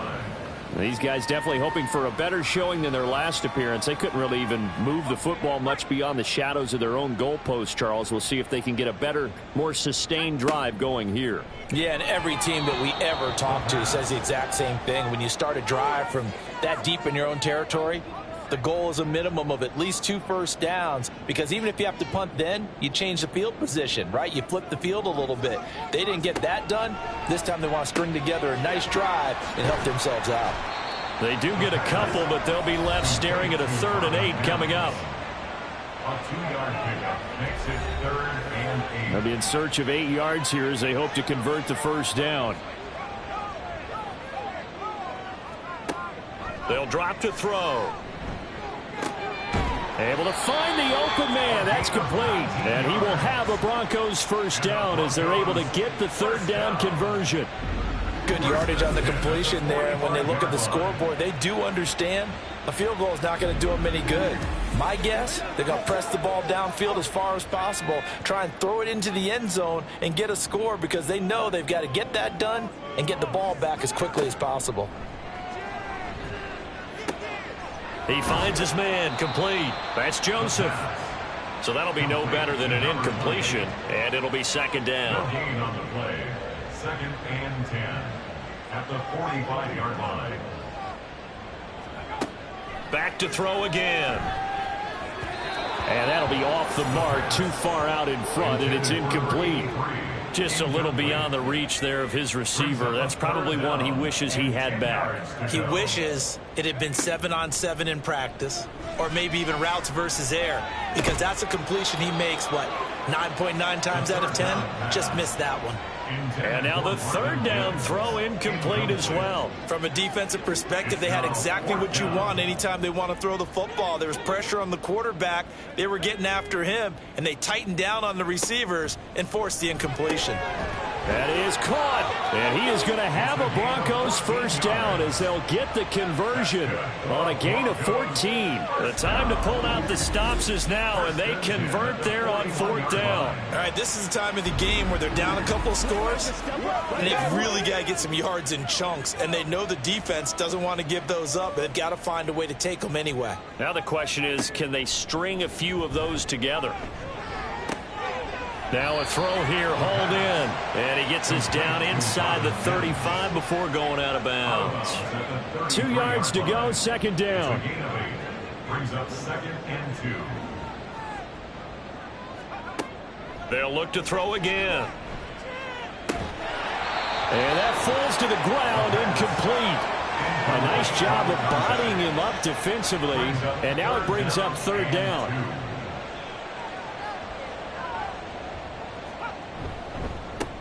Up the middle they go. Joseph. And he's able to pick up the first before he's taken down at the 27. They get 6 on the pickup there as the drive will continue. And now they're in the hurry-up. They'll look to throw here on first down. And that's going to be incomplete. Too tough to hold on to that one. It's second down. It leads to 2nd and 10. They'll look to throw here. He finds his man, complete. That's Joseph. That helps the completion percentage, but not much else, and now it's 3rd and 10. No gain on the play. It's 3rd. He'll drop to throw. Nowhere to turn here, and he's going to go down. Back at about the 37-yard line. And while all of that was going on with a sack, it appears, unfortunately, we have an injured player. We'll step aside and get a report when we come back to Denver. And here comes throw number 1 for the backup QB. And this is going to be intercepted.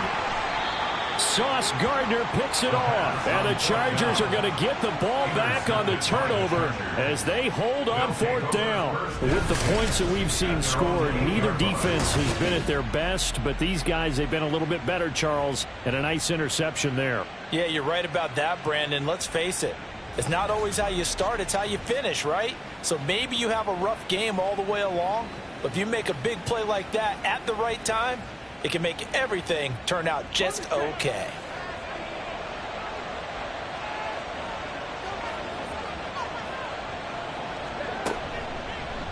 They'll start out here with the option left.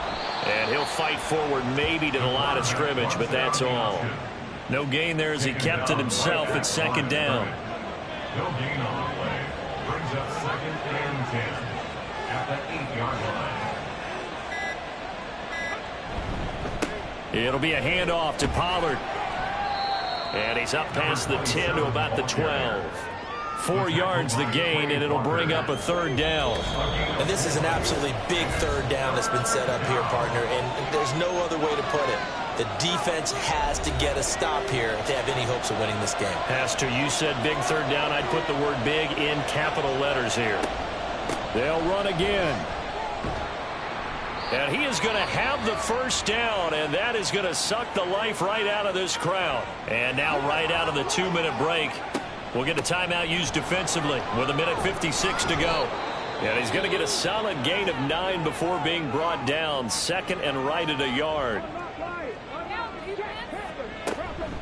Out of the gun, a give to Pollard. And he's going to have to protect the football and take his lumps here at this stage of the game as they stop him behind the line. On third down, it's Pollard. And he won't be close to a first down as he runs into a wall right around the line of scrimmage. They've called his number a lot this afternoon. You wonder how much tread is left on those tires. We certainly do, but I always think back to one of my favorite coaches in the NFL, and he used to have a meeting with his running backs every year in the offseason and say, look, as many times as you're going to carry the ball, you should be able to carry it one more time, so make sure you get in shape. So the Broncos now down by 2 touchdowns, 1:04 on the clock. How will this thing pan out? We'll watch as they come up on first down.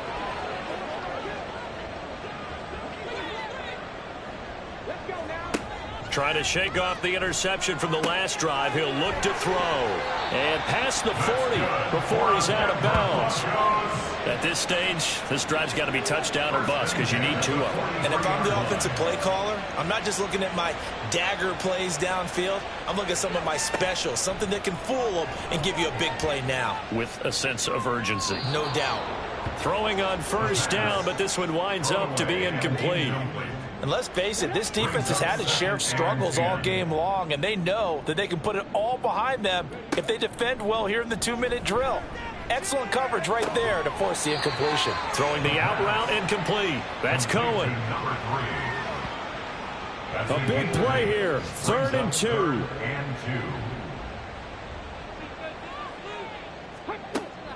They'll stick with the passing game as he looks to throw. And he will have the Broncos first down, and comfortably so as he gets 5 there on 3rd and a yard.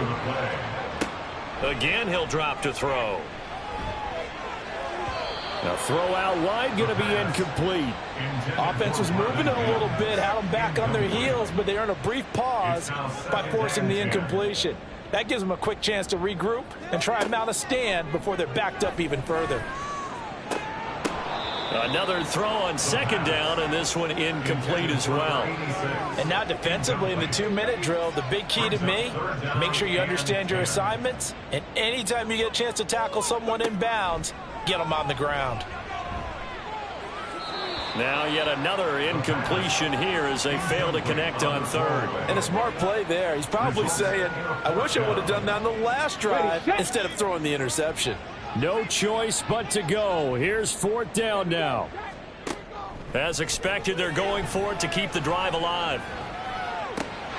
It's caught at the 10. And he is out of bounds right around the 10-yard line. Here's 1st and goal. First down and goal to go.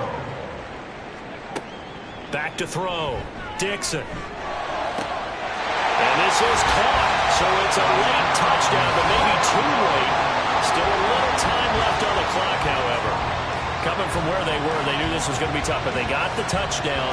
Now they need the miracle, the onside kick and a little extra. Yeah, and you have to get the onside kick and not have the ball bounce around a lot and eat up time. You want to be able to grab it, possess it, and get your offense out there for what you just termed a miracle last chance. Point after, right down the middle. And now things get a bit more interesting here in this 4th quarter. And this is going to be taken in by the Chargers, and it appears they're going to win this football game. They had to go for it with no timeouts remaining, though now this one's as good as over. They gave it an effort. They tried their best, did everything they could to try and get the ball on the onside kick. You're exactly right. They had to try it. It was their only option. And now this game is done. Just take it, kneel, and call it a day. Charles, normally when you see a group score this many points, it's a complete blowout. But instead, they needed every single one of those in this close, high-scoring affair. Hey, Brandon, I'm still on the edge of my seat after that one because when you have that much scoring and it still comes down to a one-possession game at the end, that's not something we see very often. And in this case, these offenses, they brought it. The defenses, they're going to need some work going forward. So for Los Angeles, they climb to 6-2 on the year as they close in on the midpoint of this 17-game schedule. And they'll get another road date next week. Meanwhile, for the Broncos, the struggles intensify as they drop to 2-6 now on the year. And they'll get a chance to redeem themselves at home next week. Thanks for tuning in, everybody. Alongside Charles Davis, we thank our entire crew. I'm Brandon Gaudin. This is the NFL on EA Sports.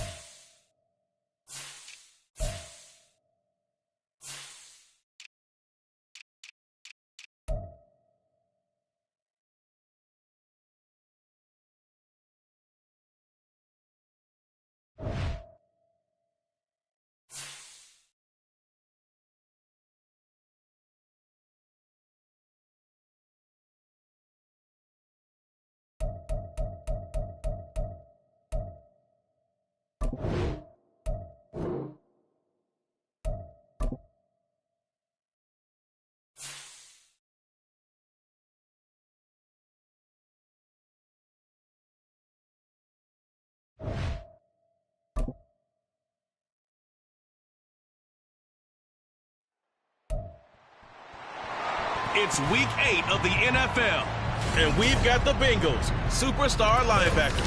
He terrorized the offense last week, making 13 tackles. It's the Bengals and the Steelers under the lights on Sunday night.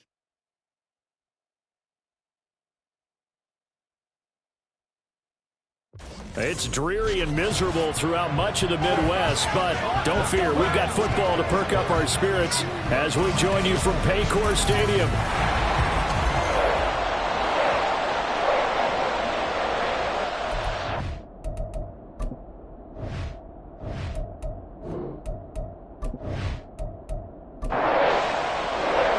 Lurching closer toward the midway point of this NFL season, and we're underway on EA Sports. This taken in right around the goal line. On the 20, but not by much. In fact, just a yard pass there to the 21.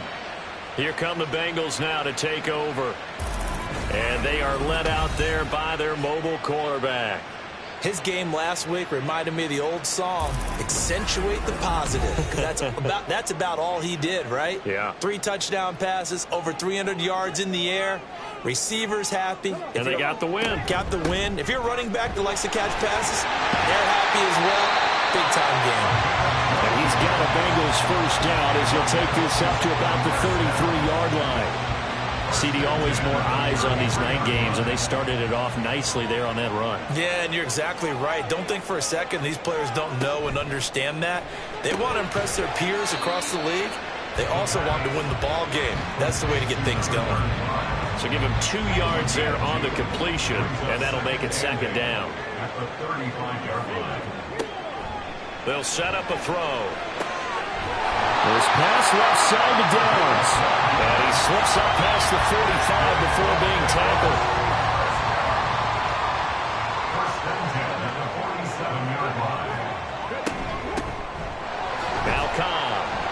And he's going to take this ahead for right around 3 yards, but no more than that. Second down. And hold on here, because on that last run, it looks like we have a player who was shaken up.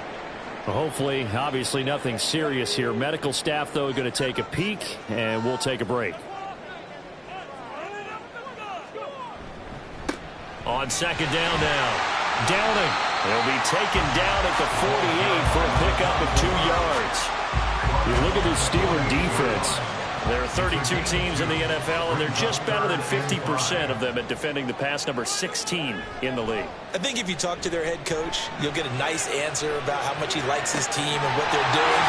But at the end of it, he would admit there's definitely room to improve. And they're going to have themselves another first down as the tackle's made at the Steelers' 20-yard line. A big gain of 28 as the drive continues. This drive, it's been a good mix. 3 passing plays, 3 runs, hitting on all 3 of those passes, and the last one putting him in the red zone. So wouldn't you think play action right here? Because you've got the ability and had the ability to run it and throw it. Go play action and take your shot at the end zone. Now on first down, he'll drop to throw it. He's going to have the hook up here to Chase. We got a pause following the play because it appears a member of the Bengals in some discomfort. While they come out and take a look at him, we will step aside for just a moment. Here's 2nd and 3.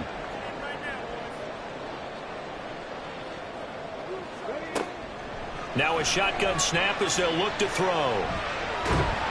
And he's going to lose a yard or 2, taken down behind the line.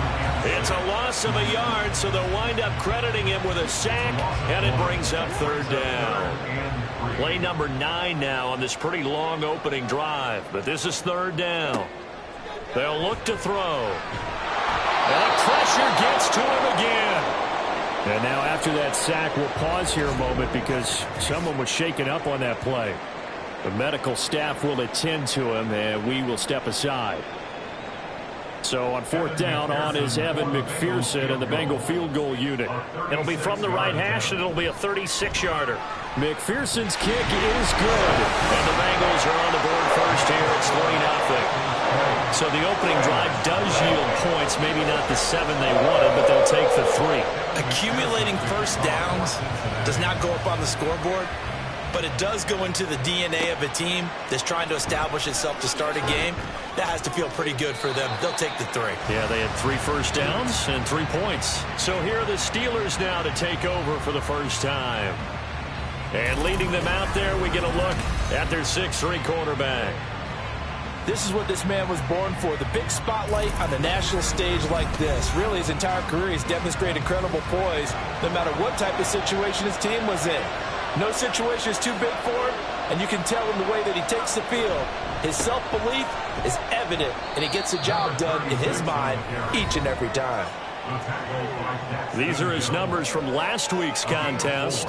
16 carries, 61 yards. Not a horrendous week last week running the ball, but definitely room for improvement for their numbers. No doubt they made some slight adjustments to how they're going to call plays this week in hopes they can kick those numbers up a notch. Now a nice throw here right side. He hauls it in. And up to the 35 before they're able to knock him down. Ball up to the 35 now as they come up on 1st and 10. Looking to throw. Roberts. Quick hitter here. It's complete. And just 3 yards on the catch there. He couldn't get away. And it's 2nd down.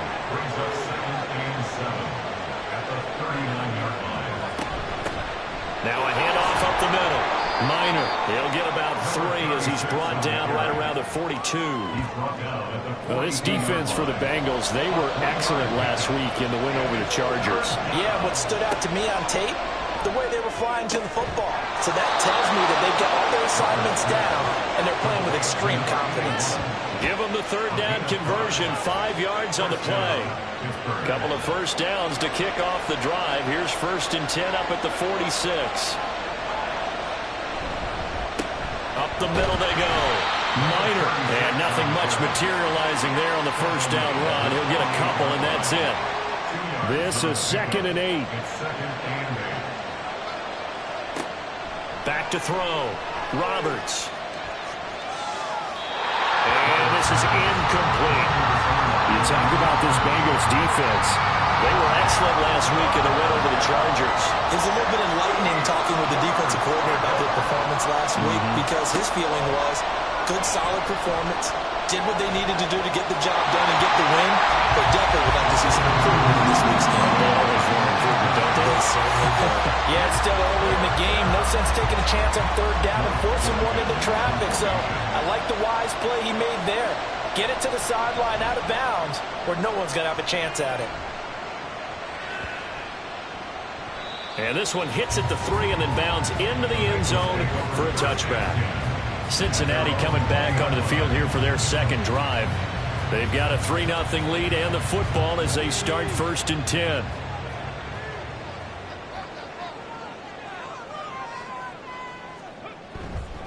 They'll start this drive out on the ground. And he's got it past the 30 before he's hit and dropped. A gain of 11 to kick off the drive, and it's a quick first down. Nothing too fancy, just a carry up the middle, but a successful carry up the middle against this 3-4 defense. And to be able to do that, what do you have to control? The nose guard, right? Got to be able to move him, otherwise you're not getting anything up the middle. Nice job by the center. Got a little help from one of his friends playing guard. Another nice gain. That's now 30 yards between those last 2 plays. He's one of the bigger receivers in the game, CD, and his size that time certainly helped against double coverage. Yeah, you're still at a little bit of a disadvantage when you're going against multiple defenders when they're trying to double you and sometimes triple you. But you're exactly right. With his build, he could minimize that disadvantage, and he more than held his own and hauled that one in right there. And he'll get this one down near the 20-yard line, just shy of the 20. That one nearly 30 yards, 29 officially. Well, it certainly doesn't matter if it's been through the air like on this play or on the ground. I don't know what's going on with this defense. In a sense, they've been AWOL on this drive so far. 3 plays, 3 first downs given up. They've got to find the answers, and they've got to find them quick. They'll look to throw now on first down. And a dangerous throw there on the drop-off. Incomplete, nearly intercepted. 2nd and 10. Makes it 2nd and 10 at the 21-yard line. Now a give, right side. Downing. 5 yards. Now it's 3rd and 5. Well, they're making an effort to get the ground game going tonight, and so far it's working. I like what we're seeing from the offensive line. They seem to have the leverage going, and they're controlling things and reestablishing the line of scrimmage, moving that defensive front backwards, but also like what the runner's giving us, too. It appears that he's been waiting all day long to get out here and take off. And he'll be out of bounds, taking it just shy of the 10 at the 11 or the 12. The result, only 4 yards there on the play. And it'll be 4th down. Evan McPherson on for the field goal. A 28-yard attempt. McPherson's kick is good. And that will make it 6-0. So scores on their first 2 possessions, but 6-0, so field goal is probably not what they were hoping for. Man, you're exactly right about that. Not what they were hoping for, but they should be happy that they have points on the board. It almost feels like that old slow and steady wins the race, doesn't it? In this case, though, they want to be slow and steady now, but get explosive later and put the points up on the board. So Pittsburgh retakes the field for their second offensive possession. The defense got the better of them last series, forcing a punt. See if they make a few changes in the game plan here and try to get points out of this drive. 1st and 10. And he'll get this one way up just shy of the 45-yard line. Just like that, a pickup of 20 on their first play from scrimmage. Took just 1 play to move all the way to the 44 as they try again on first down. Now a handoff up the middle. Minor, and he can only manage to get a couple. 2nd and 8 coming up. Here's a 2nd and 8. A gain of 2 brings up 2nd and 8. They'll keep it on the ground. Minor, and he'll be brought down at the 45-yard line. Now it looks like we're going to get a stoppage here. An injured Steeler on that last play. So as the medical staff takes a look, we'll step aside. So they'll come up in Bengals territory now with a 1st and 10 at the 45-yard line. Up the middle they go. Minor. And good space to operate there as he takes this down inside the 35-yard line. The Steeler first down on the pickup of 11 yards. They're making it look easy out there. Another first down. So far on this drive, let me do this little bit of math here. 4 plays, 3 first downs. That's a pretty good recipe for success. Now this one complete on the slant route. And he's going to get 7 out of this before being taken down at the 27. Ball on the 27. Here's 2nd and 3. Looking to throw. Roberts. He's got Anderson on the slant. Back-to-back receptions for him, and it's another first down. First down, Pittsburgh. Operating from the gun. Roberts. Incomplete. And I can see the officials kind of looking at each other down there, silently wondering, does this meet the level of grounding? Fortunately, he did have a receiver in the area, but I have seen less obvious throwaways called as penalties.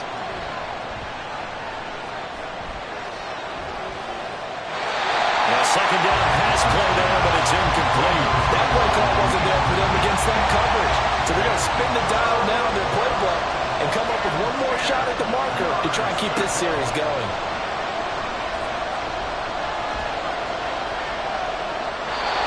Now throwing on 3rd down there, but he cannot connect. That'll bring up 4th down as the Cincy defense stands up on 3rd. Well, how about the coverage we just saw him break out on 3rd down?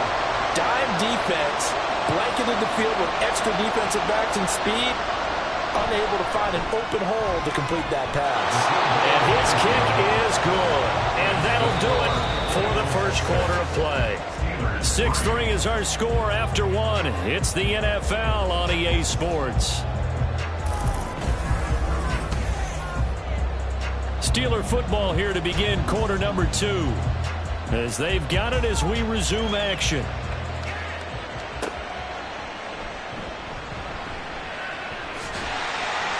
And it's a pretty good return here as he'll get this up to the 29. So here are the Bengals set to take over. They were victorious over the Chargers last week, and now they work with a lead again here as they come up 1st and 10.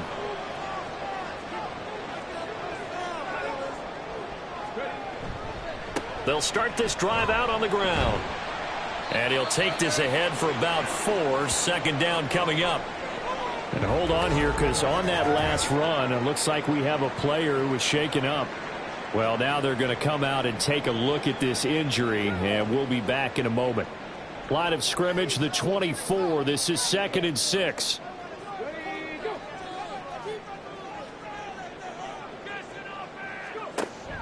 They're going to look to throw. Here's Higgins out of the right side. And Higgins is going to have a Bengals first down as he gets this up past the 40. Call it a gain of 7, and it gets him a new set of downs.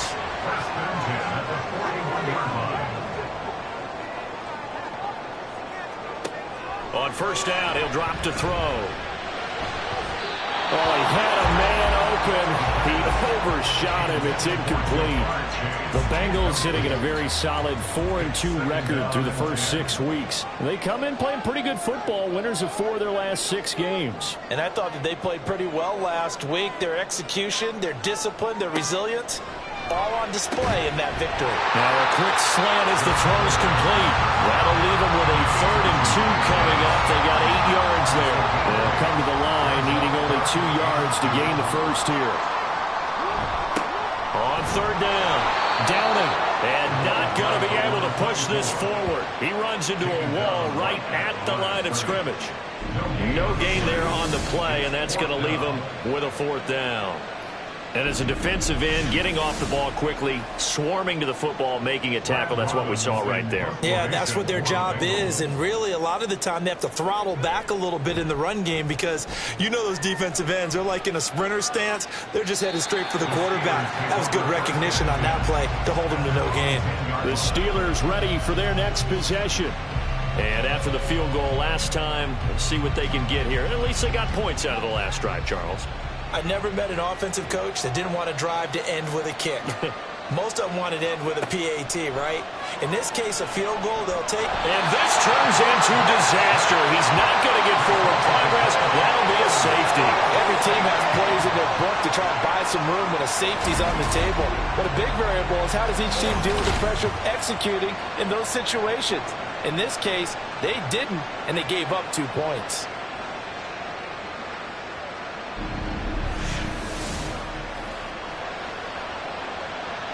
After the safety, remember, they also need to give up the football, and here's the free kick. And taken right on the 30. Yeah, they'll be set up pretty nicely here as they have it up to the 35-yard line.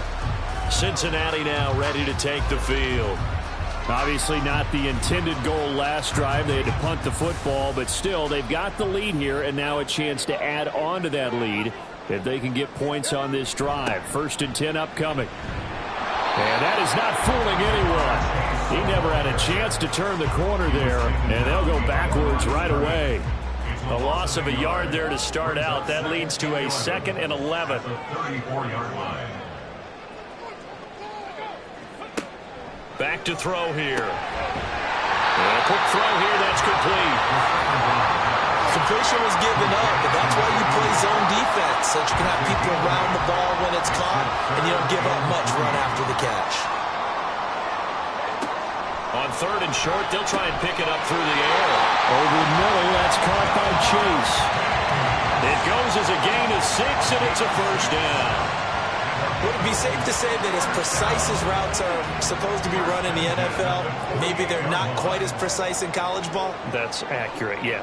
And I think we saw a college route in the NFL there. Just find the soft spot, find the dead zone, and find the 1st down. And that's what he just did.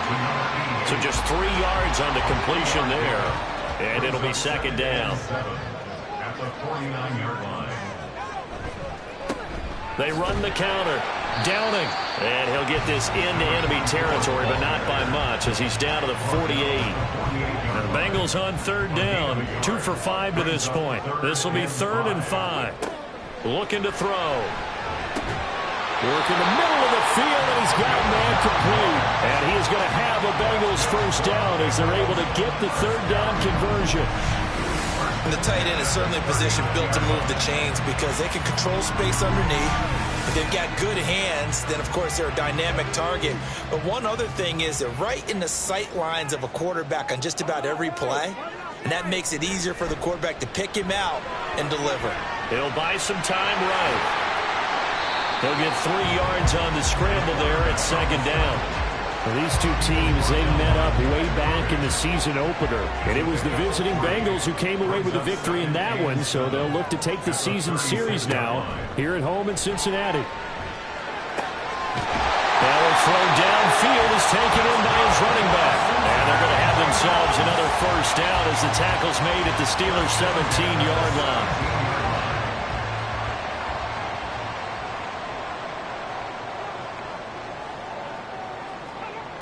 Now back to throw.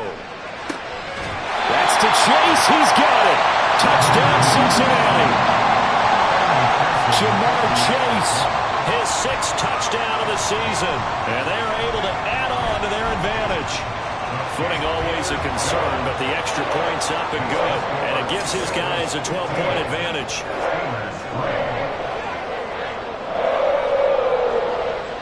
After the touchdown, McPherson on to kick this one away. And we'll see a return here from the end zone. And tackled at the 21-yard line, so a net negative there of 4 yards. And Pittsburgh getting set to take the field. And this not an easy situation. You're down early, in the elements, you're on the road. How do you get the mojo back? Well, one thing is to remember that as an offensive player, you have a much better idea of what you're trying to accomplish and where you're trying to go than the defender. So in this case, because you know it, you can make your cuts with a little more decisiveness, maybe a second fake, some double moves, things of that nature, to go ahead and try and put some pressure on the defense. And only a couple there up to about the 23-yard line. Well, that's a good start to this drive on the defensive side of the ball. Forcing incompletion on first down. Then you're able to shut down the running play on second. Yeah, I wouldn't be surprised now. A little bit of pressure going at the quarterback. Oh, this is taken in. It's complete.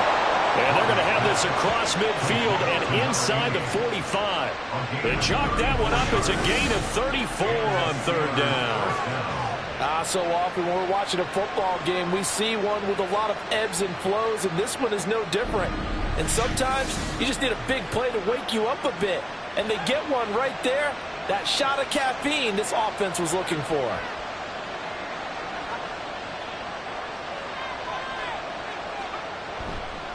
They'll run on first down. Minor. And he's going to take this ahead for right around 3 yards, but no more than that. Second down.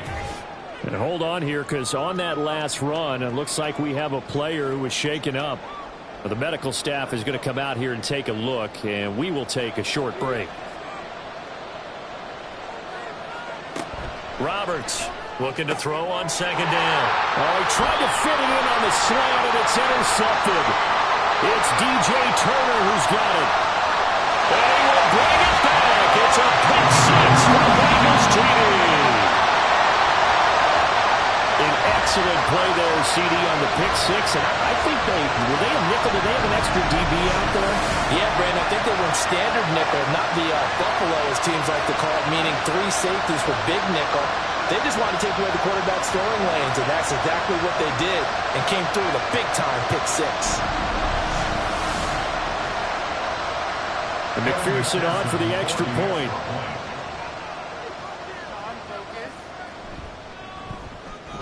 And that one makes this a 19-point game. A heck of a play there defensively, getting the interception, navigating his way into the end zone for the touchdown. So they throw the pick six. They'll get another shot at it now as this one's in the air. This fielded right at the goal line. And taken down just past the 20 at about the 21-yard line. And Pittsburgh getting set to take the field. Now remember, they were just out here a moment ago through the pick six, so we'll see if they can take better care of the football this go-around. And sometimes, partner, I think it's almost better that you just throw the pick six and you come right back out on the field. You're not over on the sidelines dwelling for it for very long. You're not hearing everyone say, oh, hey, you'll get them next time. Hey, don't worry about it. All that stuff just goes right out the window.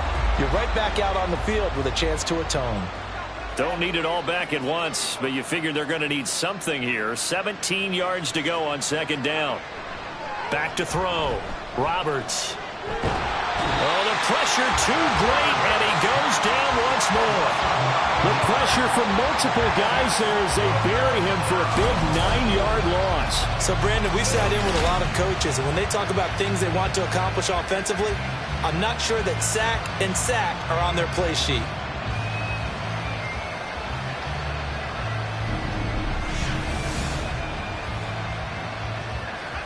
Facing the prospect of a punt from their own end zone, they need some cushion. Let's see what they can do on third down. Operating from the gun, Roberts. And that is incomplete. The passing game not in sync here early, and now it's fourth down. It's going to be another frustrating end to a drive here. This offense, they've not been able to get anything going in this first half. And now it's going to be time to gather on the sidelines and try and figure out what's going wrong. Who has an idea? Who has a plan?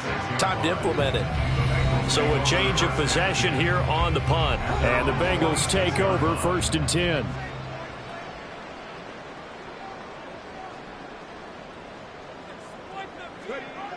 They'll try and start this drive in the air. Oh, he's got a man wide open, complete.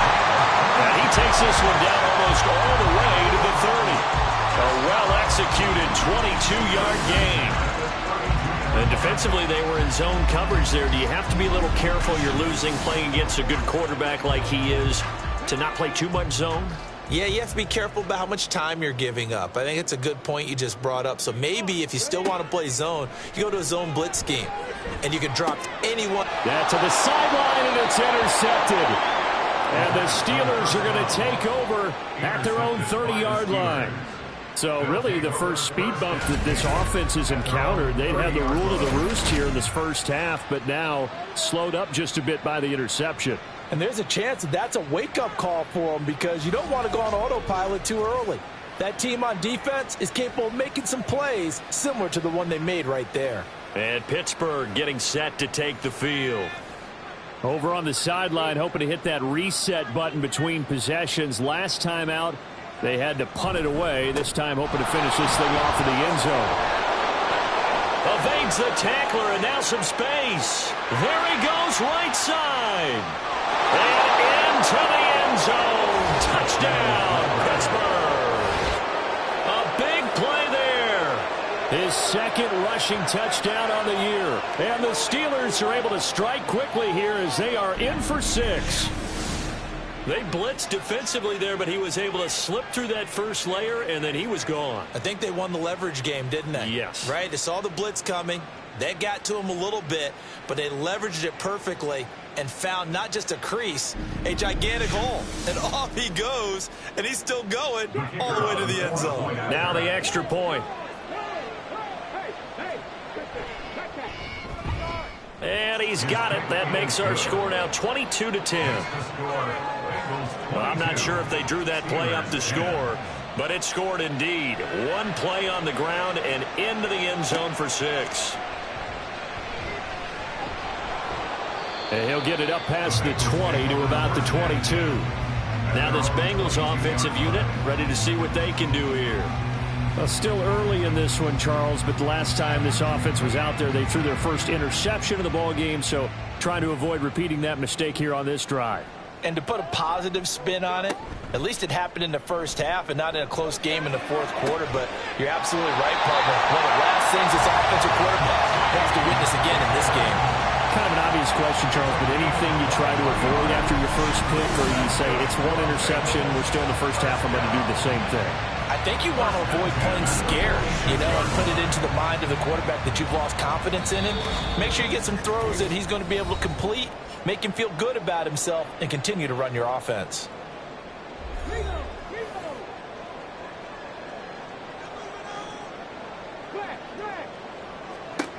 They'll look to throw here on first down. And this taken in by Downs. Now he's going to get this all the way down inside the 35. It's another first down on what will be a gain of 21 yards. So many times in my career I've heard coaches talk about completions are one thing, but as long as we're there at the catch and we get guys on the ground, we can live with that. But if you're going to give up 10, 12, 15 yards after the catch, then your defense is going to be in a lot of trouble. He's tackled a yard short of the marker. Good gain of 9 on first down. Second down and a yard. Brings up second and a yard. He'll look to throw. And that throw behind his man. He missed him. Incomplete. Not sure what happened out there, but it looked like the timing was a little off on that throw. Well, I'm a defender, so what am I going to say? Great defense. Darn right. They did something to disrupt that timing. Dancing to his left, and he can't get rid of it. He's taken down. Now the Steelers use the first of their 3 timeouts, as the stoppage will come with a little under a minute to go in this first half. McPherson's kick is good, and that will extend their lead even further. So he's been a busy man here in this first half. That's 3 field goals for him now. And not just 3 field goals, but 3 for 3. So even though the offense has struggled a bit putting it in the end zone, they've still been able to come away with points due to his leg. They'll elect to bring it out here from the end zone. And he'll be brought down shy of the 20, so the decision to bring it out of the end zone, not a good one. The Steelers taking over now late in this first half. Well, not much time remains here in this first half. We'll see if they can get something out of this drive, at least a field goal. They could certainly use it, down by 2 scores. And he'll be taken down by the Bengal pressure. The sack recorded. It's a loss of 5, and now it's second down. Now another timeout called for by the offense, as the clock will stop with 37 seconds to play in this first half. Pass protection has been a problem all night long as they come up facing second and a bundle. Now they'll throw here out of the gun. And his throw is going to be incomplete.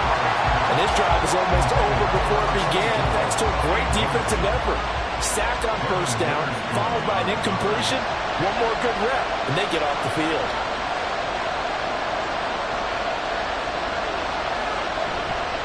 This time they stay on the ground. And they'll indeed stop him on third down. And now what do you want to do with your timeouts? Now the Bengals going to use the first of their timeouts. So as they talk it over, we step aside. And the Bengal offense going to see the ball one more time in this first half. And with time quickly fading here in the second quarter, not sure how aggressively, offensively they want to play this. I think we'll find out just how much they trust their guys in this situation if they decide to take a shot. Throwing middle, and it's complete. The Bengals going to use the second of their timeouts as the clock will stop with 20 seconds to go in the first half. And now a throw on first down there, but it's incomplete. And that's the knowledge you gain from being in this league for a long time. He's learned the hard way when to give up and fight another down. And that's a smart move to throw it away. And he comes back with one complete. And he'll go out of bounds after taking it a little further down inside the 40. A good chance this is 4-down territory if they're unable to convert. But right now looking at a 3rd and 3. They'll stick with the passing game as he looks to throw. And they're going to have themselves another first down as the tackle's made at the Steelers' 19. McPherson's kick is good. And that will extend their lead even further. So a capper there to a pretty good first half. And I love the way that they put a chokehold on the clock and pretty much drained everything before they put the field goal on the board as they headed into the half.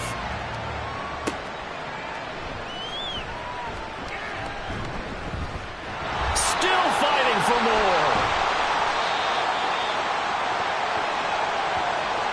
So we've reached halftime here on Halloween. And trust me, kids, if you had to look at Charles Davis every game, you'd think every day was Halloween. As we'll head down to Orlando, that's where we find our man Jonathan Coachman at our EA Sports Halftime Report. Coach. Okay, Brandon, thanks very much. Welcome in, everyone, to our EA Sports Halftime Report. Let's get you caught up on what's going on around the NFL. We'll start up at Gillette Stadium in Foxborough, where you see the final score there. The Pats are hanging in there in the playoff race as they jump above 500 now to 4-3 on the year. From there, we head over to the Windy City. Check on the Bears at home, Soldier Field. And it was the visiting Carolina Panthers who were victorious in that one. Justin Fields leading the way with a couple of touchdown passes in the victory. And one more to highlight, a good one on Monday Night Football between the Detroit Lions and the Tennessee Titans.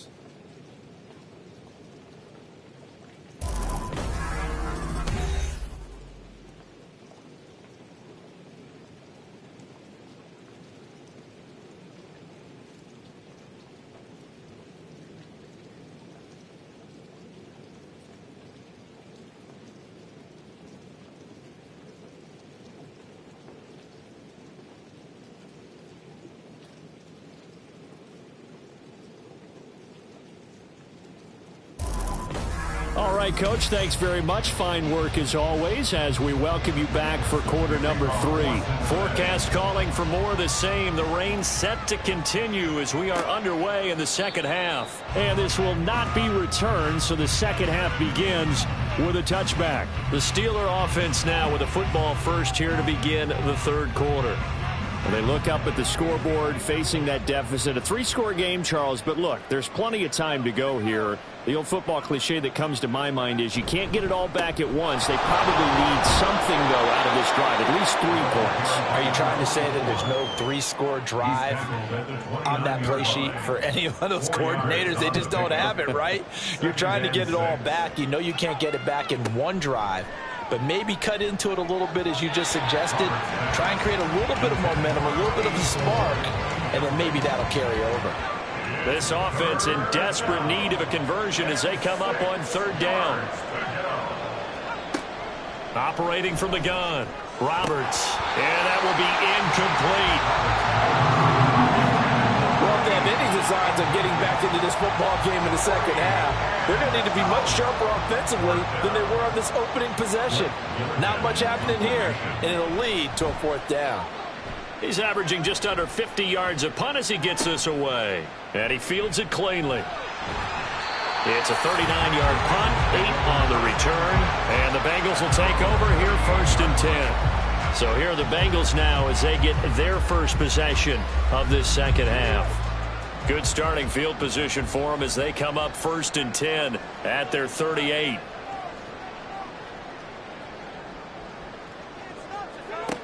They'll come out throwing here to start the drive. Wide open receiver complete. And they're going to have this across midfield and inside the 45.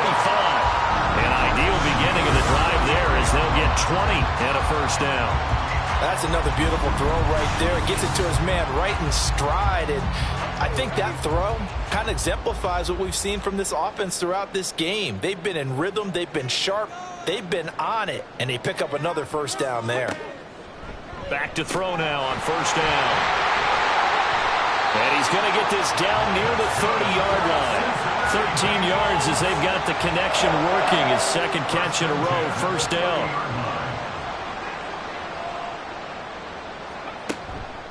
Here's Cobb.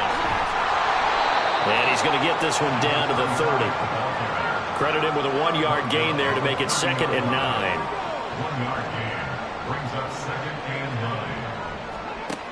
They'll set up to throw. Trying to get it to Chase, but it's intercepted. Picked off by Tyson Campbell. And the Steelers are going to have the football here at their own 18-yard line. Well, still down quite a bit here, several scores. But, yeah, at least that's a start, Charles, getting the interception here. And, look, we're still in the 3rd quarter, so this thing not done yet. You're right about that, Brandon. This defense, they haven't quit on this game. They stayed with it and got an interception and handed the ball back to their offense. And what you wonder about is the team that just threw that interception, they've got to be careful about developing a sense of complacency and thinking this game is over. Now a play fake here on 1st down. He's going to air one out. And that is incomplete. Took a shot there on 1st down, but he couldn't reel it in. Now a 2nd and 10. They'll run with Allen. Limited running room as he'll get about 3 to the 21. Not the start to the drive they were hoping for. That run doesn't get them much at all. No, not at all. And that leaves them with 3rd and long, which means you got to dial up something pretty good. Think your best player with a play that he likes. And he's going to have to eat this one as down he goes. Call it a loss of 4 there on the sack. And speaking of the number 4, it brings up 4th down now. The Steelers send out their punter now, standing just outside his own goal line. Fair catch called for. No gimme in these conditions, but he's able to look this one in. They call it 38 yards on the punt, no return. And out will come the offense as they take over. A very good starting field position for the Bengals here as they come up 1st and 10 at the 41-yard line. They go back to the air here after the INT on the last drive. And to the 42-yard line here and brought down there. As a defense, you're more balanced when you're in zone coverage because you're able to keep your eyes on the quarterback and see the play develop in front of you. They're able to keep the quick pass in front of them and stop it right at the line of scrimmage. The throw over the middle, taken in. So 5 yards here, 5 on the play. And now we've got a 3rd and 4. Brings up 3rd and 4. They'll drop to throw. Oh, this will be incomplete. The rush gets home just as he was letting that go.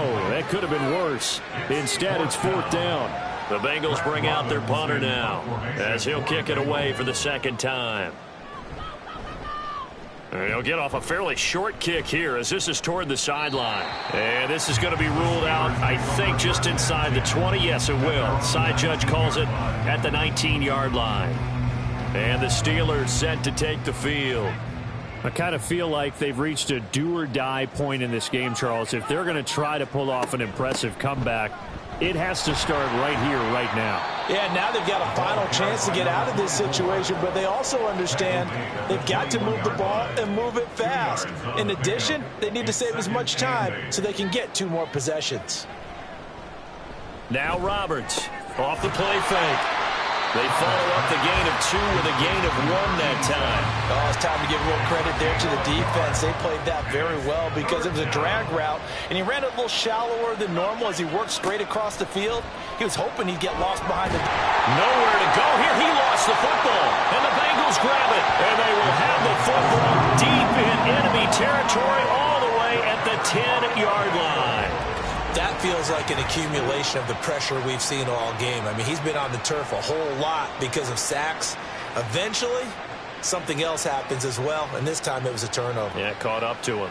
The Bengals offense returns to the field, and they start in the best of all positions, 1st and goal. The defense gets him the ball via the turnover. Now can this offense cash in? 1st and goal.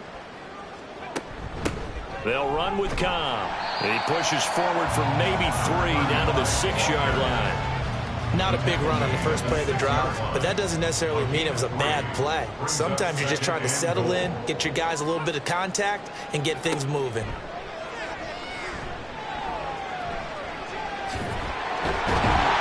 And they get him down at the 1. He had the broken tackle, but ultimately could not get into the end zone. Now, they'd really like to make the short field pay off. We'll see if they can, but this is 3rd and goal. They'll try to run this one in. And he takes it into the end zone. Touchdown, Bengals. Taking it in from a yard out.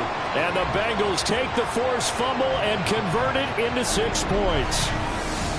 Sometimes offenses can get too cute down near the goal line, but there's nothing fancy about this one. As Coach Lombardi would say, we get a seal here, and we get a seal here, and we run this play in the alley. And that's good work to hit the hole hard and finish in the end zone. Extra point by McPherson, up and good. And they open the lead up now to 25. After the touchdown, McPherson on to kick this one away.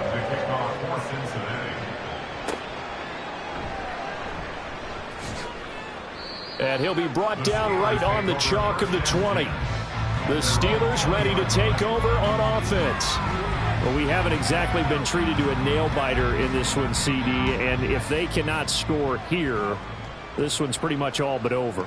Are you saying that you feel like people are starting to think about getting out of here and maybe beating the traffic in order to get home or to their final destination? Yeah, I don't think there's a whole lot of reason to hang around, especially if they can't score here. Yeah, you're right about that because it has been pretty clear who the better team has been in this one. And in a league that we talk about every game being a one-score game as we go into it, watching this blowout, let's just say it's been unusual. And he'll get it up to the 33-yard line. 6 yards the pickup, and that's a 1st down. First down, Steelers. Here's Allen. And nothing much materializing there on the 1st down run. He'll get a couple, and that's it. Early down stuff to put this offense in a precarious position. We know that securing the point of attack, especially against the big-bodied guys in the middle of this D, has got to be priority 1. Allen here on the screen. Well, a pretty move couldn't create much space. Down just beyond the 35. So the screen good for only 2. Now it's 3rd down. So 7 yards from the 1st down here as they come up to the line of scrimmage. He's got his target. That's complete. But he's able to get this to the 40-yard line before he's out of bounds. So they'll come up in Bengals territory now with a 1st and 10 right at the 40. Looking to throw. Roberts looking left side, and he's got a man. That's Hall. And they're able to get this one past the 30 to the 25-yard line. And the Steelers first down.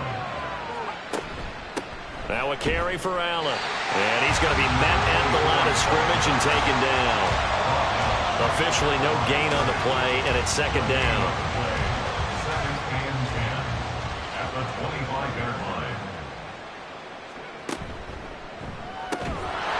Johnston on the quick slant. They get 6. That'll leave them with 3rd and 4. It's a gain of 6. And it's 3rd down. Back to throw. Roberts steps away to his left. And he can't find a receiver, and he's brought down. It'll be a loss of 8 on the sack, and it's going to lead him to 4th down. Offensively, they're going to have to figure this out before next week. 7 sacks in one game. Yeah, and that's more than any quarterback should have to bear. And if this continues on, there will be another quarterback in the game because no one can stand up to this week after week.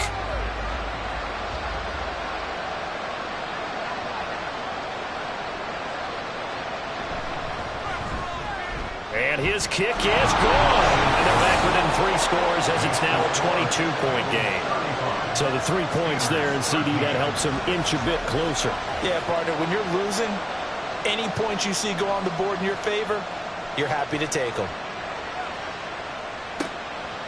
From a couple yards deep, he'll bring it out of the end zone.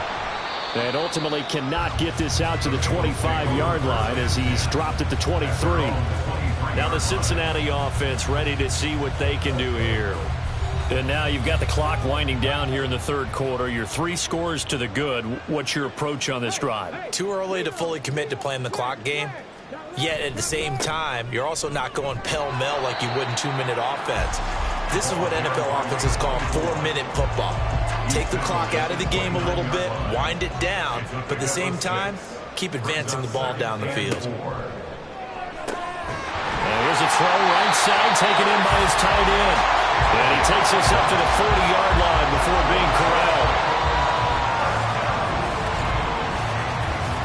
1 quarter remains here on a Sunday night. We'll return with more after this break.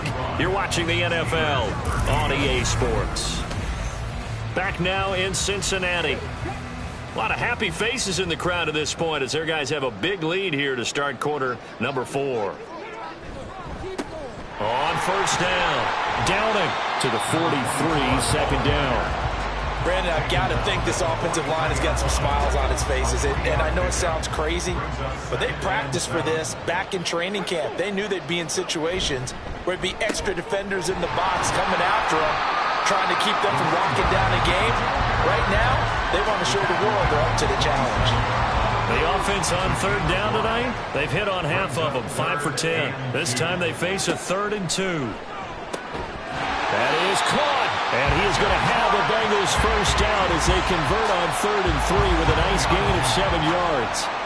He's been the go-to guy. They needed a big play there on 3rd down. Went his way. It worked out. Doesn't matter whether they scouted it or that they think he's going to get the ball. He has a knack for finding his way open and completing the connection.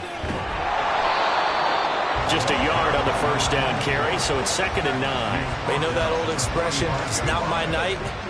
It hasn't been his so far. I don't know if the legs are a little bit heavy. Sometimes having to hang out all day and play doesn't exactly play to your advantage, but it's been a tough go for him. Yeah, every time he looks up, somebody's there defensively. That was the same case on that play. That was play number 7 on this drive, and it got him 7 yards. The 8th play of the drive coming up. It's 3rd and 3.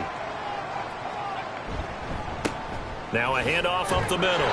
Downing. And they needed 2. They could only get 1. 4th down. This late in the game, Charles, I think you maybe seriously have to think about going for it. Especially where they are in terms of field position, because this is almost like no man's land. Might hurt your punter because there might not be enough space, maybe too far for your field goal kicker. I'm like the old rule. Possession is 9/10 of the law. Possession is 9/10 of winning the game. Go for it. Get the 1st down. Close it out. A 54-yard attempt. McPherson's kick is good. And that will extend their lead even further. Well, ultimately not really sure that they're going to need those 3 points, but they'll take the 3 and they pad that lead. Yeah, this one's already wrapped up, but you and I both know if you're an offensive coordinator, you never let up on the gas unless the head coach tells you to do so. And maybe you've actually clicked him off in your headset so you can keep calling plays and trying to add to this lead. And he returns this to the 22. And Pittsburgh getting set to take the field. And you see a lot of frustrated faces as they are inching closer to a 4th straight loss. Here's Roberts on 1st down. His throw incomplete. And that's another play that's painted the picture of this game overall. It's been a blowout. It's been continually fueled by big turnovers and stops for one side and an inability to advance the ball from the other. Another throw on second down, and this one incomplete as well. Now, the trials and tribulations of being a quarterback in this league, it's tough. It's got to be wearing on him out there. Well, he has been sacked a number of times. He had an interception, so I'm going to give him a skosh of credit for hanging in there and trying to make something happen, despite the amount of pressure he's been under this entire game. And he is stopped just short on third down. Got 9 yards, but needed 10. So much about offense is what you call hidden yardage. You know, you throw the ball to someone, they catch it, and then they can make a big play. You know, they create a play, run after catch.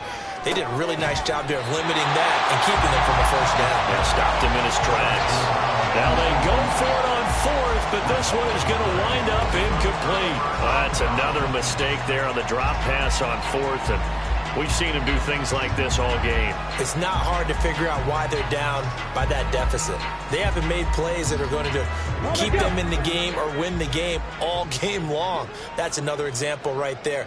It all boils down at the end of it to execution. Either you make the play or you don't. And the drive starts with a completion left side, and he is out of bounds inside the 30. Here's 2nd and 7. Brings up 2nd and 7. Downs going in motion left. Now, meanwhile, here's a second down throw that's knocked away and incomplete. They got to get it to the 21 here on third down.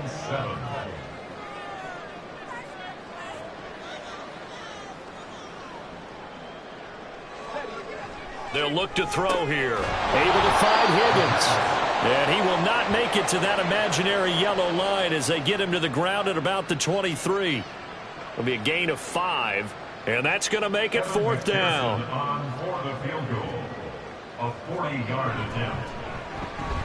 McPherson's kick is good. And that will extend their lead even further. So the starting field position was terrific following the surprising turnover on downs, but the end result, only 3 points. Simply stated, I think you have to look at that as a missed opportunity.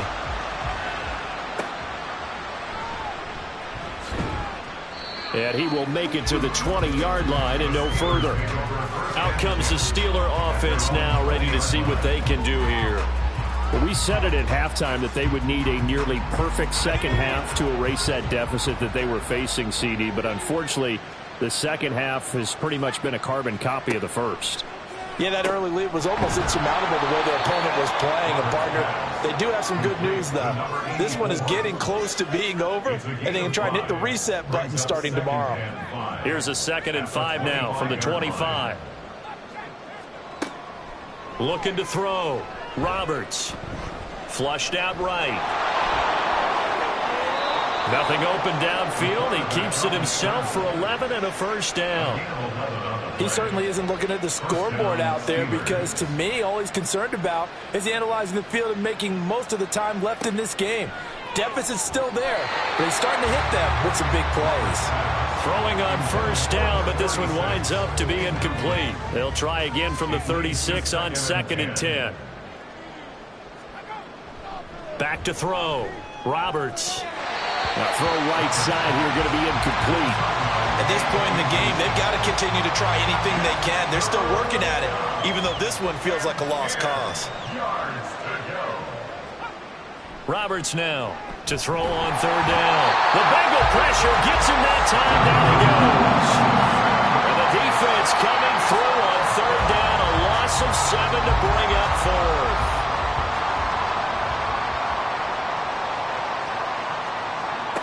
Got to try it here. He's back to throw. And it's incomplete. They cannot convert, and they turn it over. Mike Tomlin takes a shot here, but to no avail. And the Bengals are going to get it back in terrific field position. So they've gone for it twice now on fourth down in this game, and both times unsuccessful. I wish we could hear the headsets now between the head coach and the offensive coordinator. Now that they're 0 for 2, If they get into a third situation, head coach might say, hey, you got anything for this one? Might get radio silence back.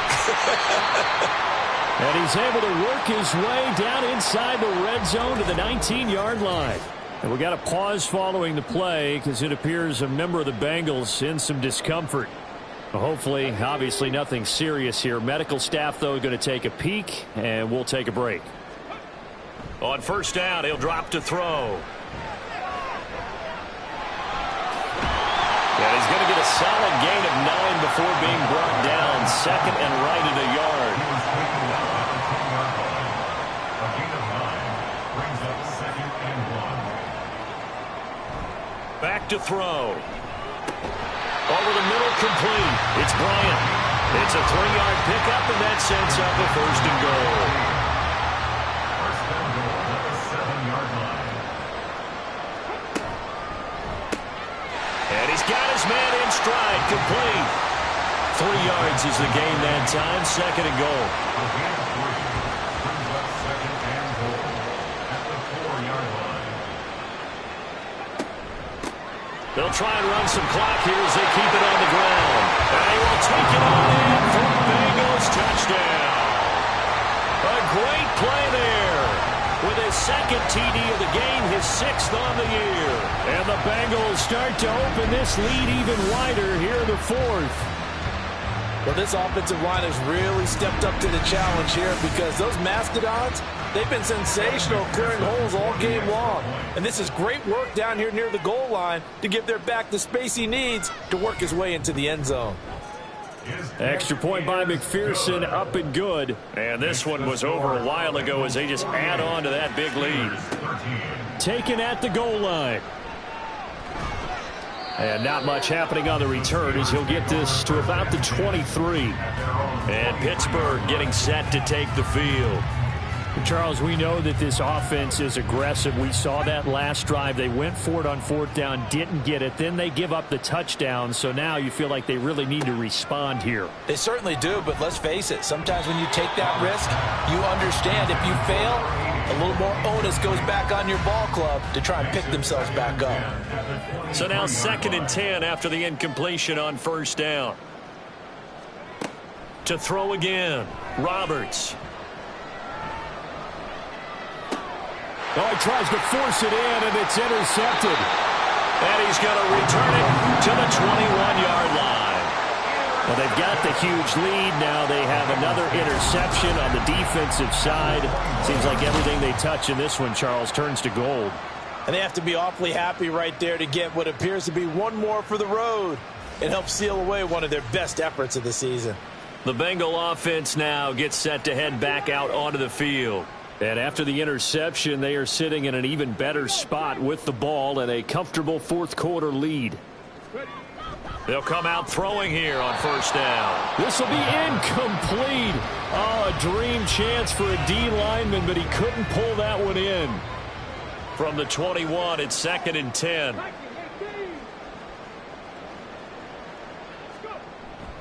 He'll drop to throw. And it's a short one here, complete to the tight end. And he'll be taken down at the 20 after a gain of just 1. 3rd and 9 here.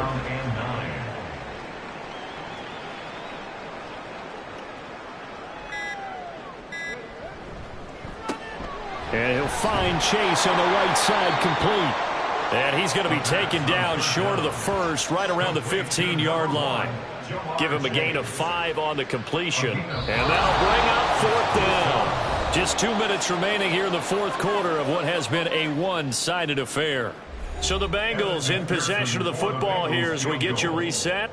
They've got a 4th down here in a game that looks to have been decided already. McPherson's kick is good. And that will extend their lead even further. So they got the turnover, started with great field position, but in the end, the defense able to hold firm, and they only get 3 out of it. And I like what you said right there. That defense able to hold firm, backed up into the shadow of their own end zone. The goalpost right behind them.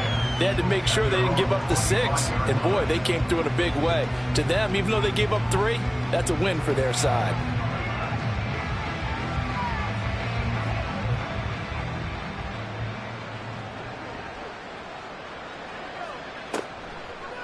They'll start on the ground here on first down. And he's brought down, getting this one up to about the 35. 46 yards on the ground for him now on 9 carries. Ball up to the 35 now as they come up on 1st and 10. Looking to throw. Roberts. Pass hauled in by Johnston. This will be stopped about 2 yards shy of the marker. 8-yard gain, 2nd and 2.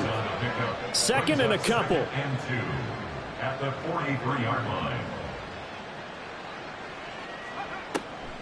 Now a shotgun snap as they'll look to throw. And that one too wide and incomplete. That incompletion is not a surprise with the way that this one has gone, and the frustration of body language is evident everywhere. This team, they've really been put through the ringer in this one. Work in the middle of the field, and he's got a man complete. And he will have a Steelers first down, and he's going to have it by plenty. Able to get 8 yards there on 3rd and 2. Steelers first down. Back to throw again. This is caught inside the 15. And he's going to get it all the way down to the 10-yard line.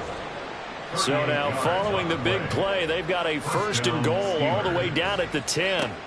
One final shot. They'll look to throw. And that will be incomplete. They were going for a consolation TD, but it was not to be. And time has run out now on this game. And as this defense walks off the field, they can do so with their heads held high. What a performance by the offense, too. I mean, really, Charles, just complete domination on both sides of the football here in this one. Certainly was, and I think both sides compete against each other all the time. You go at each other in practice, obviously your training camps, your off-season. But on game day, you both want to show your best. And I think that's what we saw from both the offense and the defense, a complete team victory. So for Cincinnati, the win moves them up to 5-2 now on the year. And they will hit the road next week to take on the New York Giants. Meanwhile, for Pittsburgh, the struggles intensify as they drop to 2-6 now on the year. And they'll look to get back in the winning column next week as they head to Philly to face off with the Eagles. And for Charles Davis and our entire crew, I'm Brandon Gaudin. You've been watching the NFL on EA Sports.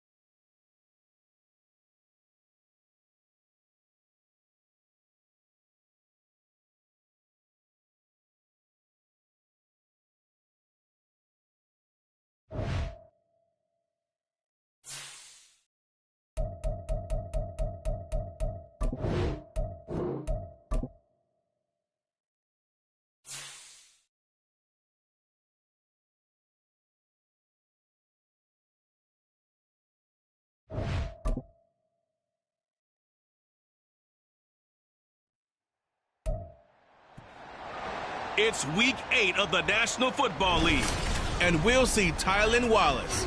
He should be one of his quarterback's best friends this week.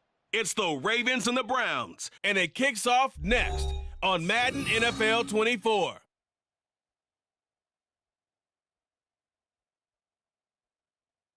With Chesapeake Bay gleaming in the distance, we are inside M&T Bank Stadium near the Inner Harbor in Baltimore, Maryland. Today we've got a Week 8 matchup on tap here, as it'll be the Cleveland Browns taking on the Baltimore Ravens. With Charles Davis, as always, I'm Brandon Gaudin. Charles, you talk about storylines in this one. I think it begins and ends with our two quarterbacks, certainly two of the best in the business. And nowadays, I don't think you can get by for a long period.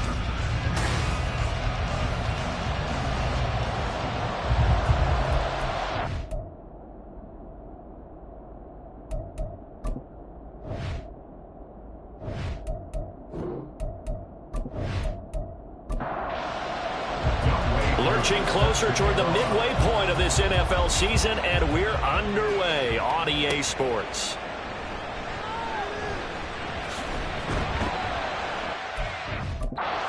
About the 26-yard line, just across the 25. The Ravens offense going to work, and as usual, it's Lamar Jackson, the former MVP of the league, at the helm. After seeing what he did last week, throwing 4 touchdown passes, I had to go to my thesaurus to try and come up with some great words for what he did. I'm still coming up blank. He was scintillating. I'm going simple. I don't have your thesaurus. I'm going dynamite. He was dynamite. I'll take it. They go play action with Jackson. And he works his way past the line of scrimmage and then slides to a home.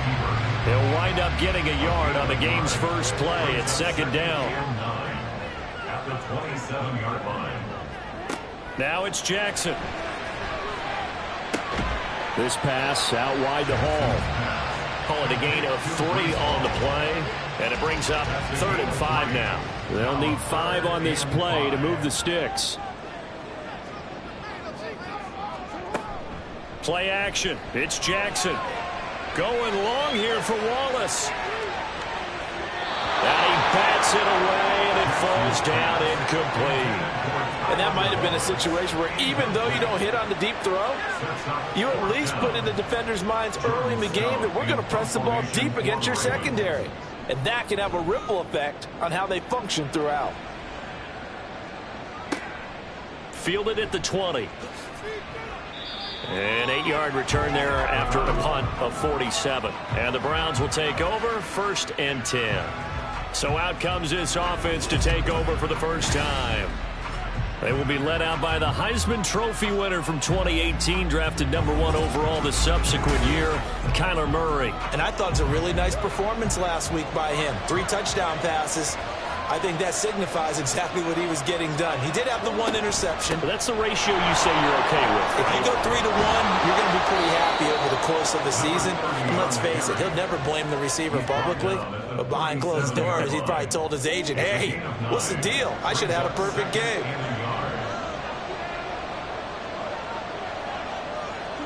Here's Murray. He finds Parker. He finds some open field here. And he has a big gain inside the 40 before being dropped. 25 yards there on the catch and run. But when you hit him on the move like that, and he's able to get into open field with a full head of steam, oh boy, it's going to be tough to get him down. Yeah, there was a big window. They're lucky they did get him down. Back-to-back good plays have him on the move on 1st down. Murray now. He's got Harris running the slant. That'll go for a gain of 7, and that will bring up 2nd down. A gain of 7 brings up 2nd and 3 at the Ravens' 31-yard line. One back in the backfield, he'll get the carry, and he'll go down at the 28. They'll get 3 as the drive continues. It's a 1st down. 1st down, Cleveland. And they'll keep leaning on the running game. Back to the ground. And he'll be taken down just shy of the red zone at the 21. 7 yards on the pickup there, and it'll leave him with a 2nd and 3. Brings up 2nd and 3. Now Murray. It's brought in by Harris. 2nd catch for him today, and it'll wind up a 1st down. A 5-yard gain on the play. And the Browns' 1st down. Now they'll run it on the toss.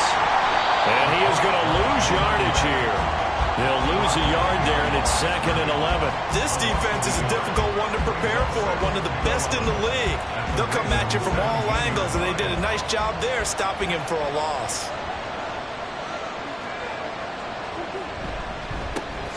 And they'll give him another shot here on the ground.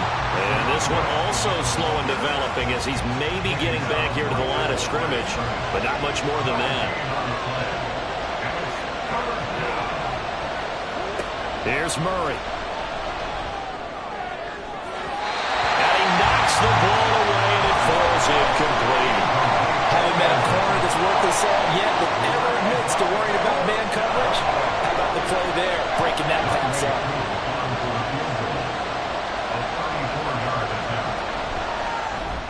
And the 38-year-old vet able to split the uprights, and the Browns are out to a 3-0 lead. Well, in a close game like this, obviously you want the touchdown, but certainly they will take the 3. And they'll be okay with that, but let's throw a little credit to the defense as well. And I'm just glad this doesn't come down to a debate, right? Which side won, partner? Because the defense, hey, we didn't give up a touchdown. The offense, hey, we put 3 on the board. Either way you look at it, I think both sides gained something out of that drive. Baltimore set to take over here for their 2nd possession of the game. And they come into this one riding that nice long win streak. And remember, next weekend is an open week for them. So if they can get the win here, a lot of momentum into that time off. It certainly is. And if you're wondering if anybody's saying, boy, this is coming at a bad time, we want to keep playing, the answer can be yes. Because when teams are on a hot streak, they want to keep going. But what the veterans are telling the young guys in the locker room, an open week is always good, guys. Take it and let's go with it. They try to throw on second down, but this one is incomplete. You look at this Browns defense. In that win last week over the Giants, they were very good. And what I saw on film was nearly an unstoppable pass rush. They had 5 sacks last week, plenty of hurries. So now do you just max protect on offense, keep everyone in, and run, 1 or 2 receiver routes to make sure your quarterback stays up? We'll soon find out. That looks like it's going to be 2 empty possessions now to start this football game. I think they're going to have to sit down and talk about what worked for them last week in their win. Sometimes you over-game plan, overthink things. Get back to what works. Second drive coming up here for Cleveland as they return to the field on offense. And they split the uprights last time for 3. They've got the lead. They're not going to play this conservative. They're not hoping for another field goal. They're hoping for a touchdown. I'm with you on that one. I like where your head is. I like the way you're thinking because you're exactly right. Trying to sit on a lead and play that way, that doesn't work too well for most teams. Run your offense. Run what you do best. Exactly. Put it all the way down and try to increase your lead in a big way. The best way to do it, touchdowns. His first catch of the game, good for 11 and a first down.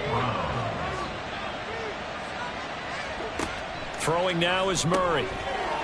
Firing quickly here, and that's complete. And the result here, a pickup of 8. Leaves him with 2 to go on second down. Second and 2 at their 48-yard line. From the 48-yard line, here's second and a couple. Now they'll fake the jet sweep, and here's Murray off play action. Got a man, and he hits him in stride. And he's going to be taken down with the first down at the Ravens' 38-yard line. A good gain of 14 there, and it moves the chains. Well, they've certainly done a nice job spreading the ball around on this drive. This time he gets it out to his back, and it's another nice play and another first down. They've got the defense on their heels a little bit. They're reacting instead of being aggressive and making plays. First down, Murray. He gets it complete to Harris. So the completion good for 7 there, and it'll be second down. Brings up second and 3 at the 31-yard line. Now some movement before the snap. And we'll hear from our referee for the first time this afternoon. So they accept the penalty, of course, and push the offense backwards a bit. They were looking good on second down, but now they're backed up 5 yards by the false start, and it's second and 8. From the gun, they'll try to run it. And that one opened up for him well as he'll take this down to the 26-yard line. And hold on here, because on that last run, it looks like we have a player who was shaken up. While they come out and take a look at him, we will step aside for just a moment. Right back to him on first down. They get him to the ground right on the cusp of the red zone after a pickup of 5 or 6. From the 20, here's second and 4. Brings up second and 4. To throw, it's Murray. Quick hitter here, it's complete. That one good for 7 as this long drive continues and the chains move again. They had to settle for 3 last drive, hoping this second go-around ends in 6. In good position, first and 10. Here's Murray as he sets to throw it. Back of the end zone. Could he get his feet down? No, it's incomplete. He already came through for them on this drive. No surprise that they were hoping he could do it again. Murray again, second and 10. Throwing middle, but it's incomplete. This drive, which was going so smoothly, all of a sudden it's a little bit of a roadblock here with 2 straight incompletions. Yeah, apparently this defense has had enough. Apparently they're saying, no more. We're making a stand right here, right now. But it is 3rd and 10. They've got to get after him one more time. Yeah, the Browns are going to have first and goal as they try to finish off this drive with 6 points. And coming into this ball game, this was an offense that wasn't just talking about the notion of ball control. They were preaching it. They wanted to win the time of possession battle, and they've done so here. This drive's taken up quite a bit in the first quarter. Now they are set up first and goal. They'll try to run this one in. And he's in. Touchdown, Browns. A great effort there. His second rushing touchdown on the year as his guys are able to extend their lead. Well, he finishes off the drive with a touchdown run, Charles. Remember, he also had a catch on this drive as well. And that's what running backs want to be in today's NFL, a complete back. 3 downs, stay on the field, run it, and catch it. And he gets it done. Koo able to connect on the extra point, and the lead grows to 10-0. That one in the books as a 12-play drive, and it's culminated by a 2-yard touchdown run. So an early 10-0 lead for them now as they kick it away.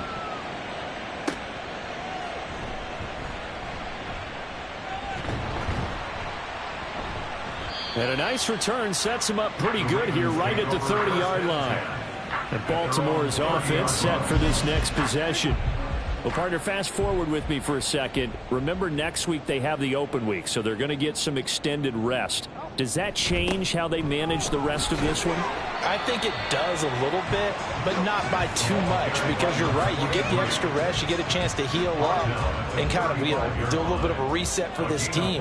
But it's also 7 extra days to think back to the last time you were on the field. So now, a little more importance on what they're getting done because they carry it with them for essentially 2 weeks. First catch for him on the afternoon, and it results in a first down. They'll run it here. This is Rodgers. Now inside the 25. And all the way in for a Ravens touchdown. A big play there. His second touchdown on the season. And the Ravens are back within a score. Earlier in the week when they had their scouting report meeting, this was the explosiveness that they talked about trying to contain. They were concerned about it all week, yet he still did it to them. Wonder how that's going to carry over the rest of the game. An extra point attempt to follow here.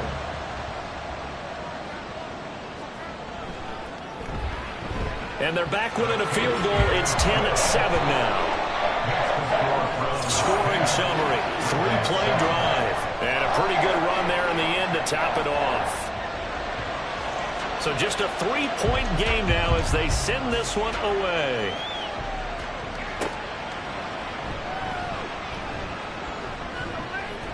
And he won't get this to the 20-yard line as he's down at the 19.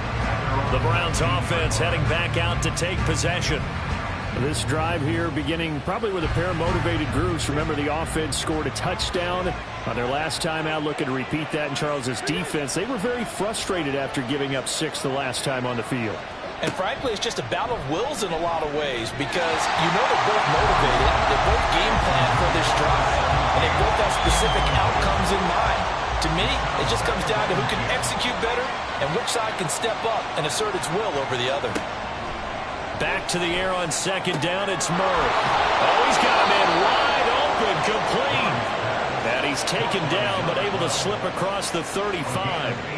Second catch for him today, and it'll wind up a first down.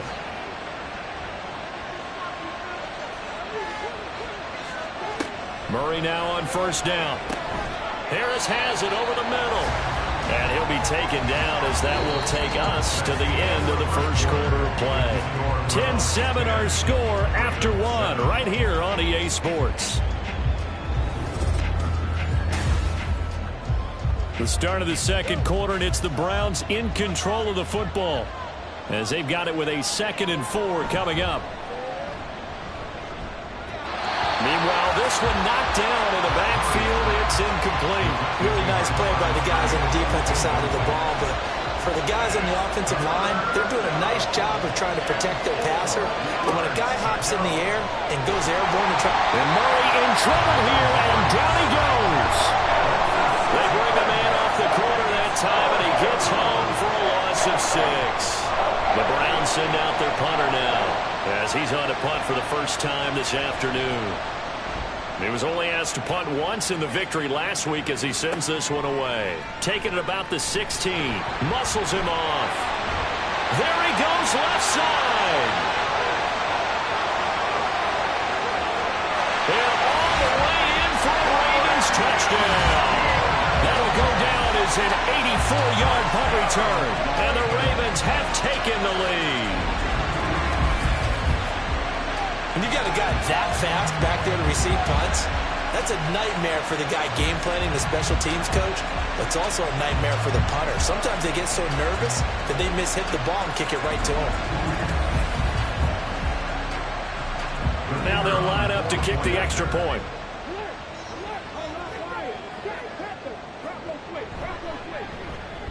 And that makes it 14-10. So his big play capability in full display there as he's able to return that punt for a touchdown. So after the punt return touchdown, let's see what their opponents can do with this kickoff. And here comes a return from a few steps into the end zone. And he'll be brought down shy of the 20, so the decision to bring it out of the end zone, not a good one. Heading out as the Cleveland offense now as they get set to take over here. The last series for him, a little disappointing, forced a punt. And now they'll try to do better here and come away with some points as they begin this drive. 1st and 10. They fake the handoff. Now Murray.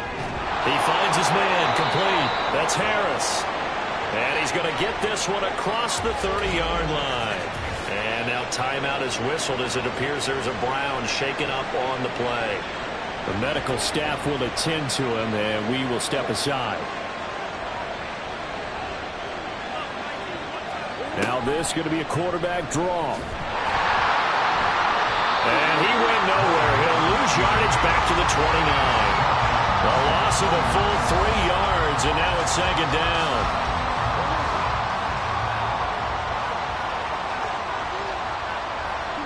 Murray going to throw. Out to the flat. That's complete to his running back.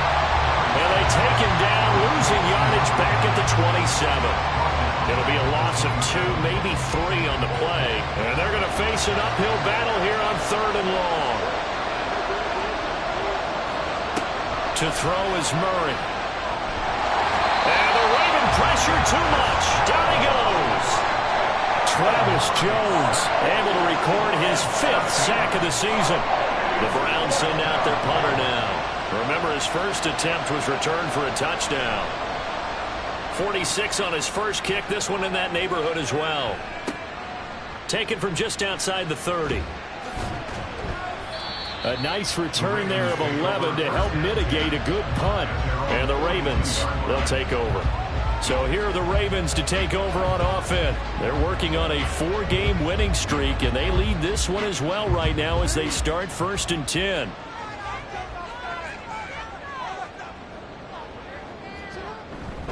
Now Hall to start the drive. And he'll be taken down at about the 45. Give credit to the defense for stringing that play out, and they gave up no cutback angle. You know he was trying to dart through. No place for him to go. A nice job there, only giving up a 3-yard gain.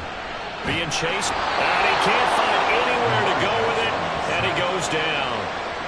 It'll go as a loss of about 6, and now it brings up 3rd. We'll see what they have drawn up here. A little bit behind the line. 12 yards needed to gain a 1st down.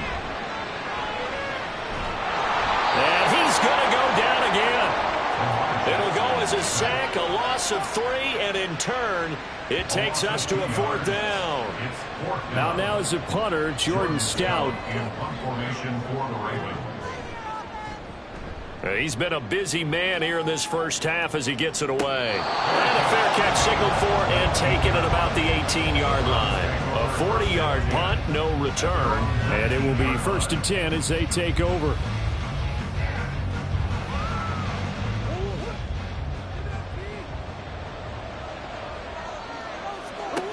On 1st and 10, here's Murray. He finds his man, complete. That's Hoffman.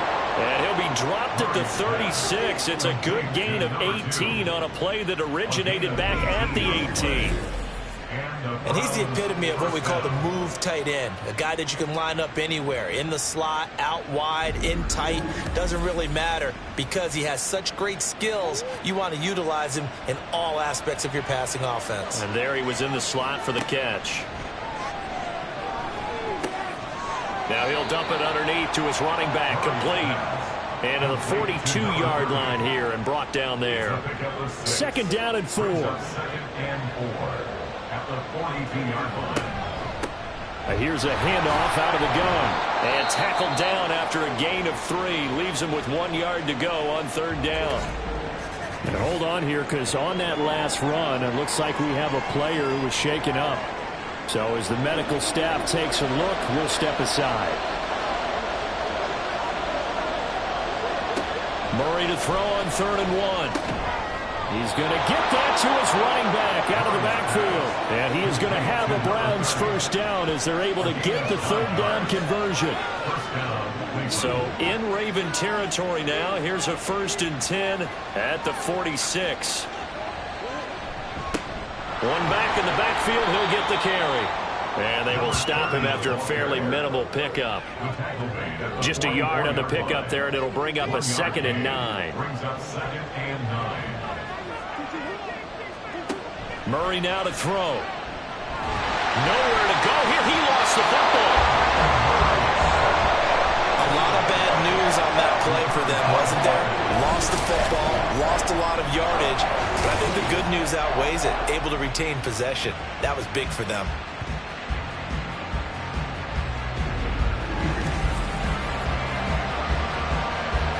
So possession still theirs, but now they face a third down. Back to throw. Murray under pressure, and they got to him again. Travis Jones. That is now 2 sacks for him here in this first half. So that now 4 first-half sacks. This pass rush has been unrelenting. And partner, you hear that sound of paper being ripped to shreds? That's a game plan that they've had so far, because they've got to say to themselves right now, we have to do something differently. It'll be a 39-yard punt, no return. And they will take over 1st and 10. They'll start on the ground. Hall. And not much doing there. Maybe a yard up to the 23. That felt like a trap, because it looked to me like the opposing front was on that play from the get-go. They had everyone crashing the ball carrier before he even made the line, and they hold him to just a yard.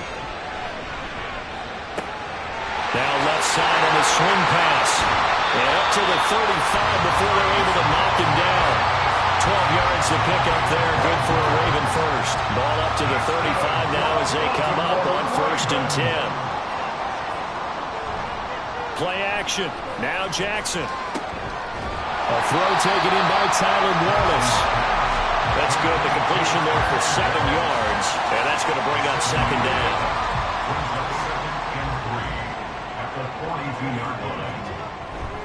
On 2nd down, a run with Hall. That one a first down pickup of 8. The Ravens at 6-1 now through 7 weeks of the season. And they come in riding high. Just 1 loss in their last 7 games. And I like the way that this team is winning football games, because they're doing it the way that coaches love to preach. Penalties at a minimum, because they've been very disciplined, very focused in their business. There's a throw over the middle. It's taken in by his tight end. Now this will leave him a yard short. Nice pickup of 9 yards on first down. At the 41-yard line. To throw is Jackson. And that'll be caught by St. Brown. They'll get 3 as the drive continues. It's a first down. And we've hit the 2-minute mark in this first half of action.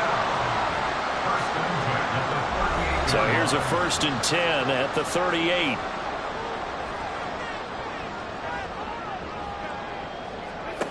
Jackson from the shotgun, fighting to stay upright. And that one going to come up short. Low throw. Nice progress down the field, was halted by that incompletion. They could try for some safe yards here to get things moving again, or keep throwing it and pushing it downfield to try and pick up bigger yardage. Jackson's throw caught there by Wallace. And he's brought down at the 19 after a gain of 19. First down in the red zone. That's what we're used to seeing from him right there. Plays like that, why he's number 4 in the league in terms of receiving yardage. Able to make adjustments all along the way. Doesn't matter where he lines up, where he releases from. Working his way into the secondary, figures out defenses and finds weak spots in order to get open. From the red zone now, here's Jackson on first down. That's going to be knocked away and incomplete. Yes, sir. How about an attaboy there on first down? Got his hand in and knocked it away. Jackson now on 2nd and 10. Got a man, it's caught for a Ravens touchdown. Sam Laporta from 19 yards away. And the Ravens are able to widen their advantage. Their first passing touchdown of the ball game, and they go to the big tight end in those sure hands, and he provides the score. Certainly looked like they were focused on taking away other weapons, and he certainly made them regret that because he found the soft spot, ended up taking it to the end zone. Nice throw, too, to complete the play. Extra point splits the uprights, and that makes it a 21-10 game. The kickoff unit is out on the field, and they will send this one away. Taking it about the 1. And good coverage there on special teams as they'll get him down shy of the 20. Now the Browns offense, they get ready to head back onto the field. And Charles, we'll see what they can do here. Not a ton of time left, but enough certainly to get points out of this drive, and they need them right now because they're trailing. Yeah, and this is exactly why you practice a 2-minute drill all through camp and at least one practice each week before a game. A minute left. More than enough time to string a few completions together, reach the end zone, and then make that walk back to the locker room just a little more animated. On 2nd down, here's Murray. Quick throw, that's complete on the inside slant. And he's brought down, getting this one up to about the 35. Play fake, Murray. And he goes down. The Ravens able to get to him. Now the Browns signal for the second of their timeouts as the clock will stop with 33 seconds to go in the first half. Now he'll dump it underneath to his running back, complete. And he'll bring it up here to right at the 40-yard line. Now a pause, and there's an injured Raven in need of some assistance. Well, now they're going to come out and take a look at this injury, and we'll be back in a moment.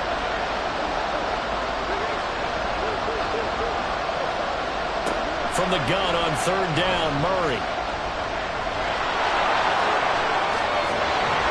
And they'll get this well past midfield before being stopped just before the 35. The Browns will quickly use their 3rd and final timeout. And with halftime on the horizon, they'll be out of timeouts from here forward. Pass incomplete, but the flag in the backfield, and this might be a roughing call.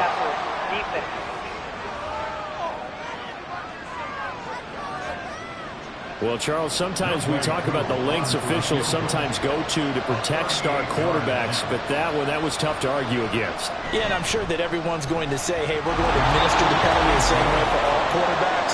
But when it's a star back there, even more so are they going to be diligent about throwing the flag. So the 3 points here, they're still down, but they put somewhat of a dent into that lead going into the break. Anything helps when you're trying to chip away at a lead, but they do know that they're going to need a little bit better effort in the second half. And he's up past the 20 to the 22-yard line. Likely time for one final snap as they start out 1st and 10. And they're just going to run it here up the middle. And he'll just push his way forward for a few as the clock will run. So we are at halftime here on Halloween, as we send you down to Orlando, where Jonathan Coachman has our EA Sports Halftime Report. Coach. Okay, Brandon, make sure you avoid the crazies out there and welcome in everybody to this Halloween edition of our EA Sports Halftime Report. We'll start up at Gillette Stadium in Foxborough, and it's the Patriots with the lead in that one. The Patriots trying to hold on and claim victory. From there, we move to H-Town to check on the Texans at home at NRG Stadium. And you can see there is the visiting Colts who have the lead in that one. Tua Tagovailoa has thrown a touchdown pass. Lastly, let's get to the Windy City, see what's happening with the Bears at home at Soldier Field. As you can see, the score there in the second quarter.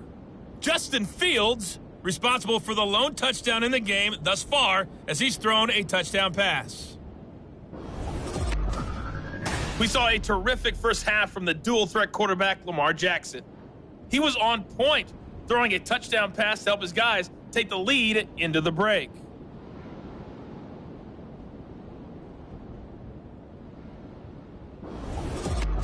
Okay, Coach, appreciate it. A one-touchdown game here as we get set to resume play in the second half.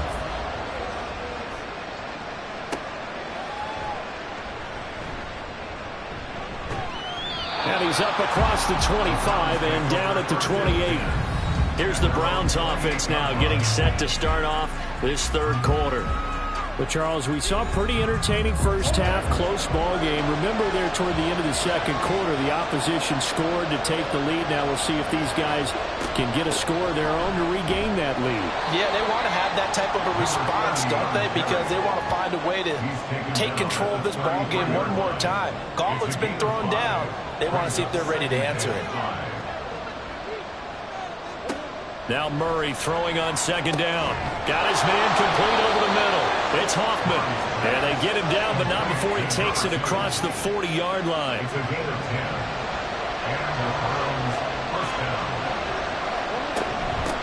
On first down, they'll go to the ground attack. And he'll get what he can up the middle, 3 yards. That'll bring up second down. And they'll come up 2nd and 7. Brings up 2nd and 7. Here's Murray. And he's got his man in stride, complete. 2 catches in the first half. Now he's got a third here, and it's good for a first.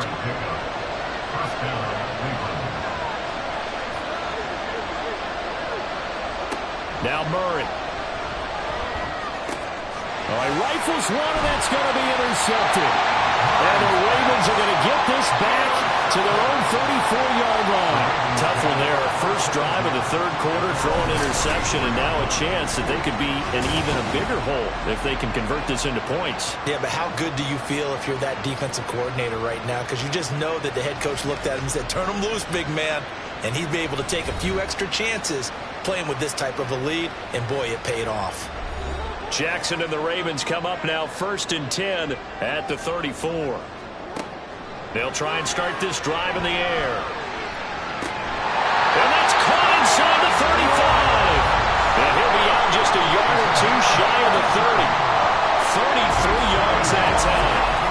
I guess that answers the question of whether or not they're going to try to play conservative and protect this lead in the third quarter. And I think this is something we're seeing more and more of in the NFL. Teams not playing to protect leads, teams playing to extend them. So the big play changes the complexion of things. Here's 1st and 10 just outside the 30. On 1st and 10, it's Hall. And that play going absolutely nowhere as he's belted before he could get out of the backfield. Call it a full 3 yards in the wrong direction there. Brings up second down.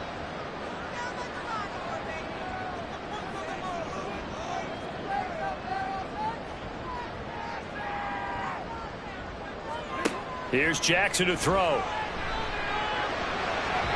And that one to the right side and incomplete.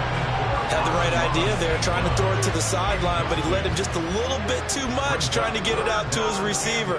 Ends up falling to the ground, incomplete. Now on 3rd and long, they'll look to throw. And incomplete. He had nowhere to throw, so he just tossed it away.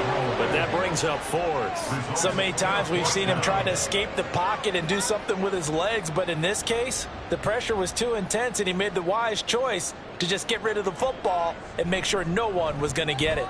And this one is right down the middle. And the lead now 11, 24-13. So, Charles, they get to them with their first turnover of the game and then make it hurt a little bit extra with a field goal. And anytime you give the ball up, what's the first thing a coach tells his defense? Don't let them score off of this. You've got to put out the fire. In fact, in 2021, that's what one NFL coach termed his defense. The firemen. Go out there, guys, and don't let them put some points on the board. Cleveland offense making their way out. So now, Charles, this drive maybe a touch more important, trying to erase the memory of that interception they had the last time out. Yeah, and everyone goes through this because even the best in the game, you're going to have games where it just doesn't go right for you and interceptions result. So, frankly, to me, it's all about how you respond, not just the types of plays that you call, but how you carry yourself, how you show your team that you're still with it and how you continue to lead. On second down, they'll run it here. And he is going to be stopped cold behind the line of scrimmage. It'll go as a loss of a yard, so now they deal with 3rd and 11. But if these guys are going to chop into that deficit, they got to do a much better job in the run game. Caught behind the line of scrimmage, no yardage to be found. Now a 3rd down throw, but it misses the target, incomplete. How about some applause for the defense there? They forced him to throw that one into coverage, and just like that, they're staring at a 4th down. Well done.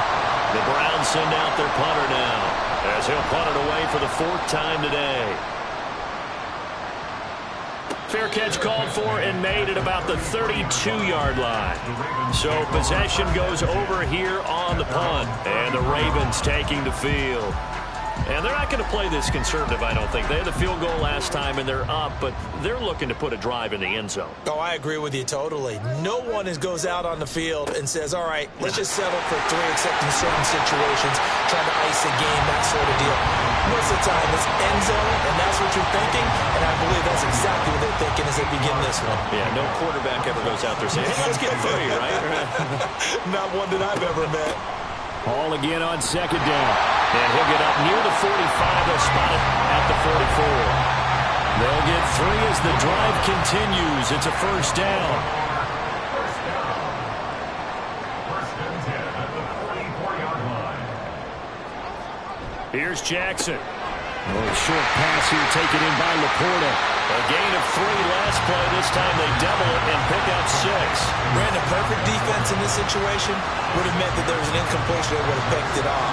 Okay, so they gave up the completion. But I really enjoyed watching how the defense stayed in sync, stayed in great communication. And as he dragged across each zone, you see him pointing, communicating. There he is, and they passed him off to each defender. Ended up making a nice play, even though it was complete. 3rd down and 1.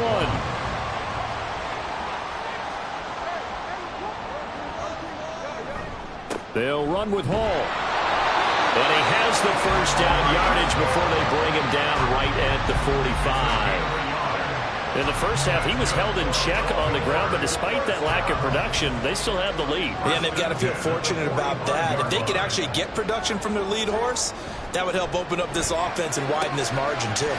Throw right side, taken in by Wallace. And he'll lose yardage here, back at the 47.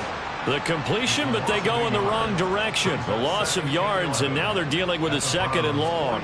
It's a game of matchups, and that's why you take your receivers and move them around a bunch, especially your best guys. And when they work out of the slot, you often hear the coaches talk about how great it is because it gives you a 2-way go. You can break out or you can break in. That makes it hard to defend. Yeah, he will go out right near the 35-yard line. That's another Baltimore first down. First and 10. Back to the ground with Hall. And this will be a gain of 5 as he gets it to the 30. Looks to me like maybe there's a little attrition setting in with this drive, because when you see that type of a run, I get the feeling the defense gets a little bit tired. And that's the last thing they need, especially when they look up at the scoreboard. Meanwhile, Jackson's throw complete there to St. Brown. Touchdown! Amon-Ra St. Brown with career touchdown number 70. And the Ravens are able to add on to that lead. That drive that really increased their cushion felt very military to me. Very precise, methodical, that's one of the words you've taught me. And they just got it done. And slowly but surely now starting to pull away a little bit. And we remember, of course, all scoring plays need to be verified upstairs. And I think they're going to at least take a look at this. Is this a touchdown? That's the question. CD, what are they looking for here? You just need any part of the football to break the plane. You don't need the whole football. It doesn't need to go over the entire white line. It's just that front part of the white line. And if you draw an imaginary plane going straight up, that's what they need to cross. So take away the touchdown. The officials rule he did not get the football to break the plane. Now a throw to the end zone on first down, but it winds up incomplete. Another shot from the 1 on 2nd and goal. They'll try to run with Hall. And the avenue collapsed for him as he's going to be held up short of the goal line. They're held again, and do we have a goal line stand brewing? It's 3rd and goal. Ball again. And he will take it in for a Ravens touchdown. Breece Hall punching it in from a yard away as his guys are able to push that lead out a bit further. So the second down run didn't work. They run it again on 3rd down and get in. I wasn't sure if they might pass it, Charles. We know that they like to mix it up down here around the goal line. Yeah, almost felt like the offensive line said, forget mixing it up. Let's call our favorite running play over our best blockers, and let's get this one in. Extra point right down the middle. And the lead is up to 18 now. So that drive, 12 plays in length. And it was capped off by a Breece Hall touchdown run. And we'll see a return here from the end zone. And in hindsight, probably should have taken a knee as he only gets this out to the 16-yard line.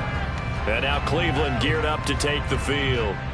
See if they can put this drive in the end zone, Charles, because it's been a little bit of a rough go at times. They've had to punt the football a ton in this ball game because of stalled-out drives. So are you saying that you're kind of tired of seeing the punter run out there and do his thing during this game? Is that what you're trying to say? Well, I mean, I'm okay with it. I have a feeling that this offense, they don't want to see the punter again. And frankly, the punter doesn't want to run out there anymore himself. He would love to see his offense put together a drive and give his leg a rest. And they'll bring him down at the 27-yard line. 4 yards the pickup, 1st down. First down, Browns. Here's Murray as he sets to throw it. Over the middle, complete. That's Hoffman. So the completion good for just 3. And it's 2nd down. Brings up 2nd and 7 at the 30-yard line. Murray going to throw. And it's incomplete.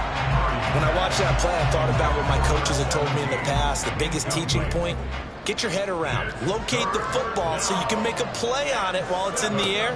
That's exactly what he did there. That was nice. Oh, it's a screen pass. That's complete. And he'll be taken down, but he does have 1st down yardage. The drive stays alive. A 3rd down gain of 8. Under a minute to go in this 3rd quarter as they come up 1st and 10.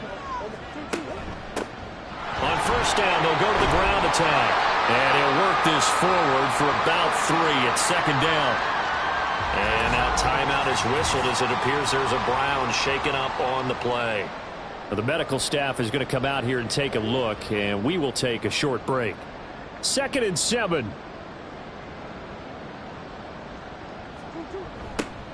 And they'll keep leaning on the running game. Back to the ground. And he'll be brought down, losing yardage back at the 40. Now they're staring at a 3rd and 8. That last play, backwards a yard. But that's pretty symptomatic about how things have gone here. That play was just shut down right from the start. And not going to give them a lot of confidence to help turn things around. 8th play of the drive forthcoming, and they need 8 yards on 3rd down. Work in the middle of the field, and he's got a man complete. Nice 3rd down conversion and even 20 yards. And as they come to the line, they will not be able to get off another play as time has run out on this 3rd quarter. You are watching the NFL on EA Sports. So signs of life in what's been a dormant offense in this 2nd half. Here's 1st and 10. Throwing now is Murray. And it's knocked away and incomplete. And they're at the point of the ball game now where they've got to take some chances. They've got to put the ball in the air and just see what happens. But this defense knows that all too well. And Murray in trouble here, and down he goes. It'll go in the books as a 7-yard loss on the sack, and it's 3rd down.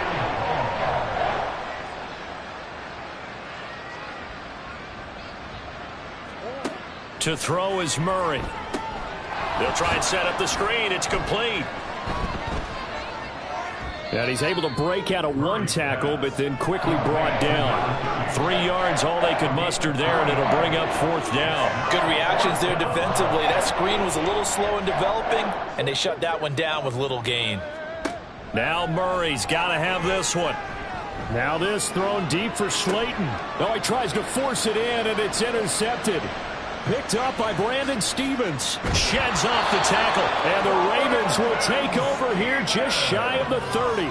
Well, I get it, Charles. Desperate times call for desperate measures. Down big. They just sent their receivers out, let it fly. But the defense, they were ready. Yeah, and there aren't too many people left in this stadium that couldn't see that coming. But that's not a major criticism at all because you had to try it. What you're hoping for is one of your athletes out-athletes everyone else and makes a dramatic play. Baltimore about ready to go on offense. And it's looking all the more likely that a fifth straight win is going to be in the cards. They'll try to run some time here with a 1st and 10. They run it with Hall off the option. And not a whole lot of room to operate there on the first down run. He gets maybe 3. That's it. That's what you want. Straight ahead positive gain. Just keep that clock ticking. Hall again on 2nd down. And he'll get it out near the 40 to the 39. 7 yards there and a 1st down. And I'm guessing you'd say this is kind of the key here. Grind out some yardage, work on that clock, see if you can continue to tick it down. Definitely. You want to bleed things out at this point, right? Continue to possess the football, gain some yardage, and put the onus on the defense. Do they have to use timeouts? What are they going to do to stop you? You're taking charge. And he'll manage to pick up about 4. It's 2nd down. From the 44-yard line, here's 2nd and 6.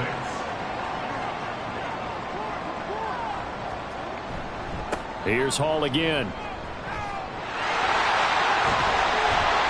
And they'll get this well past midfield before being stopped just before the 35. 68 yards rushing for him now on 17 carries. Hate to be blunt, but it is just continuing to prove to be the case that this O-line is manhandling this D-line right now.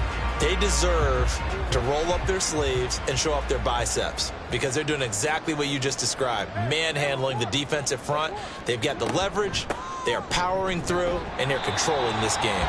Yeah, boy, and it's tough to bring him down that time. He surges forward. He's going to get a full 6 out of that. 2nd down. And the ball on the 30. Here's 2nd and 4. And now Jackson will look to throw it. Open man left side is Wallace, complete.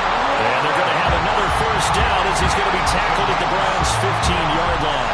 It'll be a gain of 16 for number 16. Line of scrimmage, the 15. It's 1st and 10. Straight ahead is Hall. And they'll get him down after a pickup of 8. 2nd and 2. Starting to become a tough spot for this defense. You're down 4th quarter. Looking a little fatigued maybe on that side of the ball. Partner, we've seen this before, haven't we? Because every coach we've ever talked to. Did he get the feet down? Yes. Touchdown. Tylan Wallace. A 7-yard touchdown grab. And the Ravens add on to their lead, and they are also closing in on a 5th straight victory. He's got them out now to a 3-score lead here in the 4th quarter after that one, CD. And well, he looked right off the line like he knew that that ball was coming his way, and he secured it for 6 points.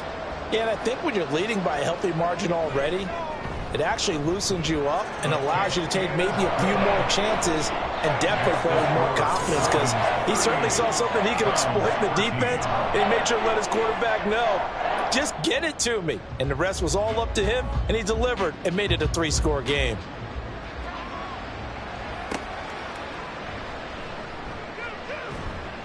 And he'll get it up past the 20 to about the 22. And the football going back over now to the Cleveland Browns.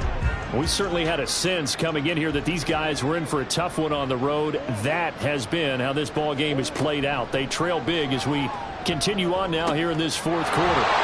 They go over the middle, and it's complete to start the drive. And he's tackled a yard short of the marker. Good gain of 9 on 1st down.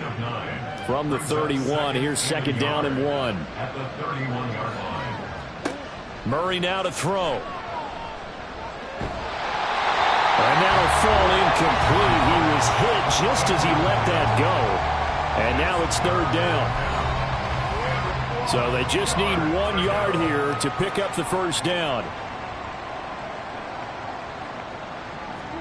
Murray to throw on 3rd and 1. And the Raven pressure too much. Down he goes. and there's an injured Raven in need of some assistance. Hopefully, obviously nothing serious here. Medical staff, though, going to take a peek, and we'll take a break. All right, they're going to try and keep hope alive here on 4th down. They're going for it. They're going for it. Hits Murray. And it's going to be batted down. It will go the other way with the football. The Browns unable to move the chains on 4th down. And the Ravens get the football back and in great shape. Now, that's just simply good coaching and excellent technique on that play. You know why? Because everyone wants to rush the passer when they want to throw the football, but you're not always going to get there. So what are you taught to do?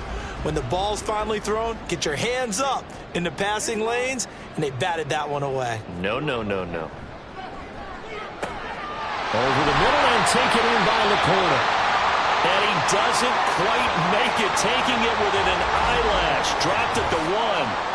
Now a pause, and there's an injured Raven in need of some assistance. While they come out and take a look at him, we will step aside for just a moment. They'll run with Hall. And he is into the end zone for a Baltimore touchdown. Breece Hall, his 10th touchdown of the season, 2nd of the game. And the Ravens have sewn this one up as they add to their lead here in the 4th.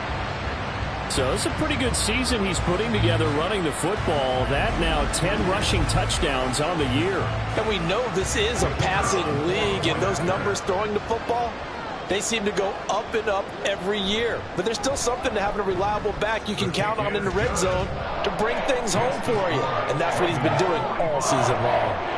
Here's the kick unit now for the Ravens as they'll send this one away. And he won't return this one. He'll go down to a knee, and they'll start at the 25. The Browns set to take over. And last time, went for it on 4th, didn't get it. See if they can pick themselves up off the mat and do better this go-around. Sometimes I have this vision of coaches writing notes to themselves before a game. And sometimes that note says, be aggressive, stay aggressive. Maybe that's what we saw in the last possession. Yeah, they were very aggressive. This time, will it result in points? We'll find out. 77 yards rushing for him now as he's done it on 19 carries. Murray now on 1st down. That one complete to Parker. And he's going to get a solid gain of 9 before being brought down. 2nd and right at a yard. Just need a yard here. 2nd and 1. From the gun, Murray. And a quick throw here, that's complete. It'll be a pickup of 4, good enough to earn him yet another 1st down.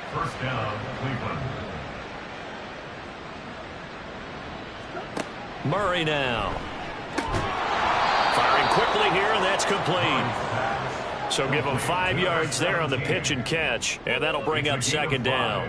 Brings up 2nd and 5 at the 41-yard line.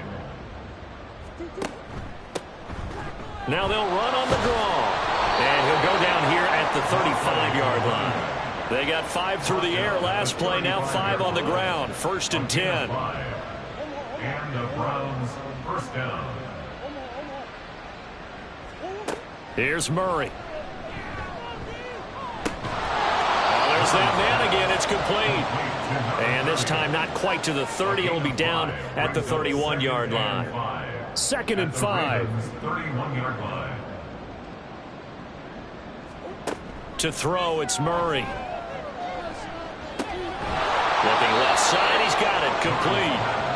A 5-yard pass on 1st down and another 5-yard connection there. 1st down, Browns.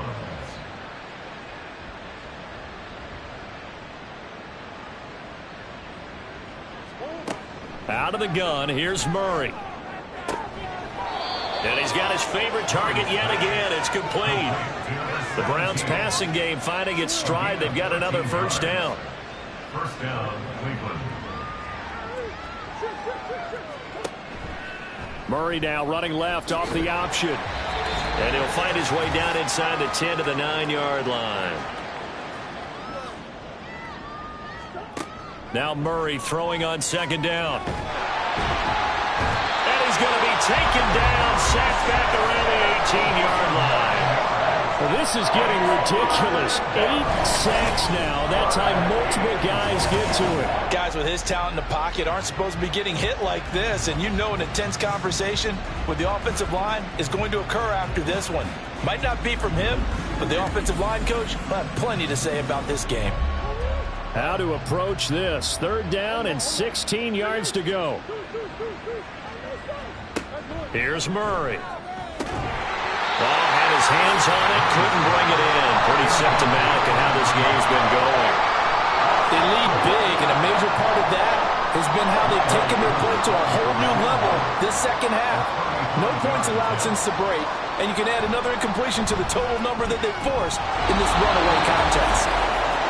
Well, in the grand scheme of things, those 3 points likely not going to matter much, but I guess they get a little closer, a little more respectability. Yeah, you're exactly right. They've been outplayed all game long, but like my mom used to tell me all the time before I went out, dress up a little bit, son. Make yourself respectable. And that's what they're doing here. They're just dressing up the final score. And bulldozing his way through. And his guys will get the football right at the 20-yard line. Ravens offense getting set and ready for this next drive. Well, they don't really need the points here, Charles, given what we're looking at on the scoreboard, but they've scored on 3 consecutive possessions, 3 consecutive drives, and I'm sure that they would like to keep that streak going here and continuing to pull it on. And things have gotten that way in the NFL, haven't they, partner? Because in the old days, people would, they'd get off the gas a little bit, right? But now, people continue to accelerate, but we'll see what they decide to do as they come out for this one. But the way that this game has gone, they've got to be awfully happy with their execution overall. Let's give a lot of credit to the offensive line. They've been able to move the ball really well on the ground the entire game, and while that wasn't a huge one, that's okay. They'll take them in short, steady bursts. Charles, a lot of happy faces heading into the tunnel as this one ends, and understandably so. Not only did they get the win, but boy, their offense was on fire in this ball game. And partner, I have no idea what the top speed is on one of those high-end sports cars. What's the top gear you can get into? This offense, they certainly were there in this one, huh? Everything clicking for them in this contest, the kind of performance that they're going to cherish. So for Baltimore, the victory moves them to 7-1 on the year. And they'll be able to enjoy this one through the bye week before they get back at it again. Meanwhile, for Cleveland, things are kind of getting ugly as they drop to 1-7 now on the year. And they'll get a chance to redeem themselves at home next week. I'm Brandon Gaudin. Certainly have to thank Charles Davis, my broadcast partner, and our entire crew. We'll catch you next time right here. It's the NFL on EA Sports.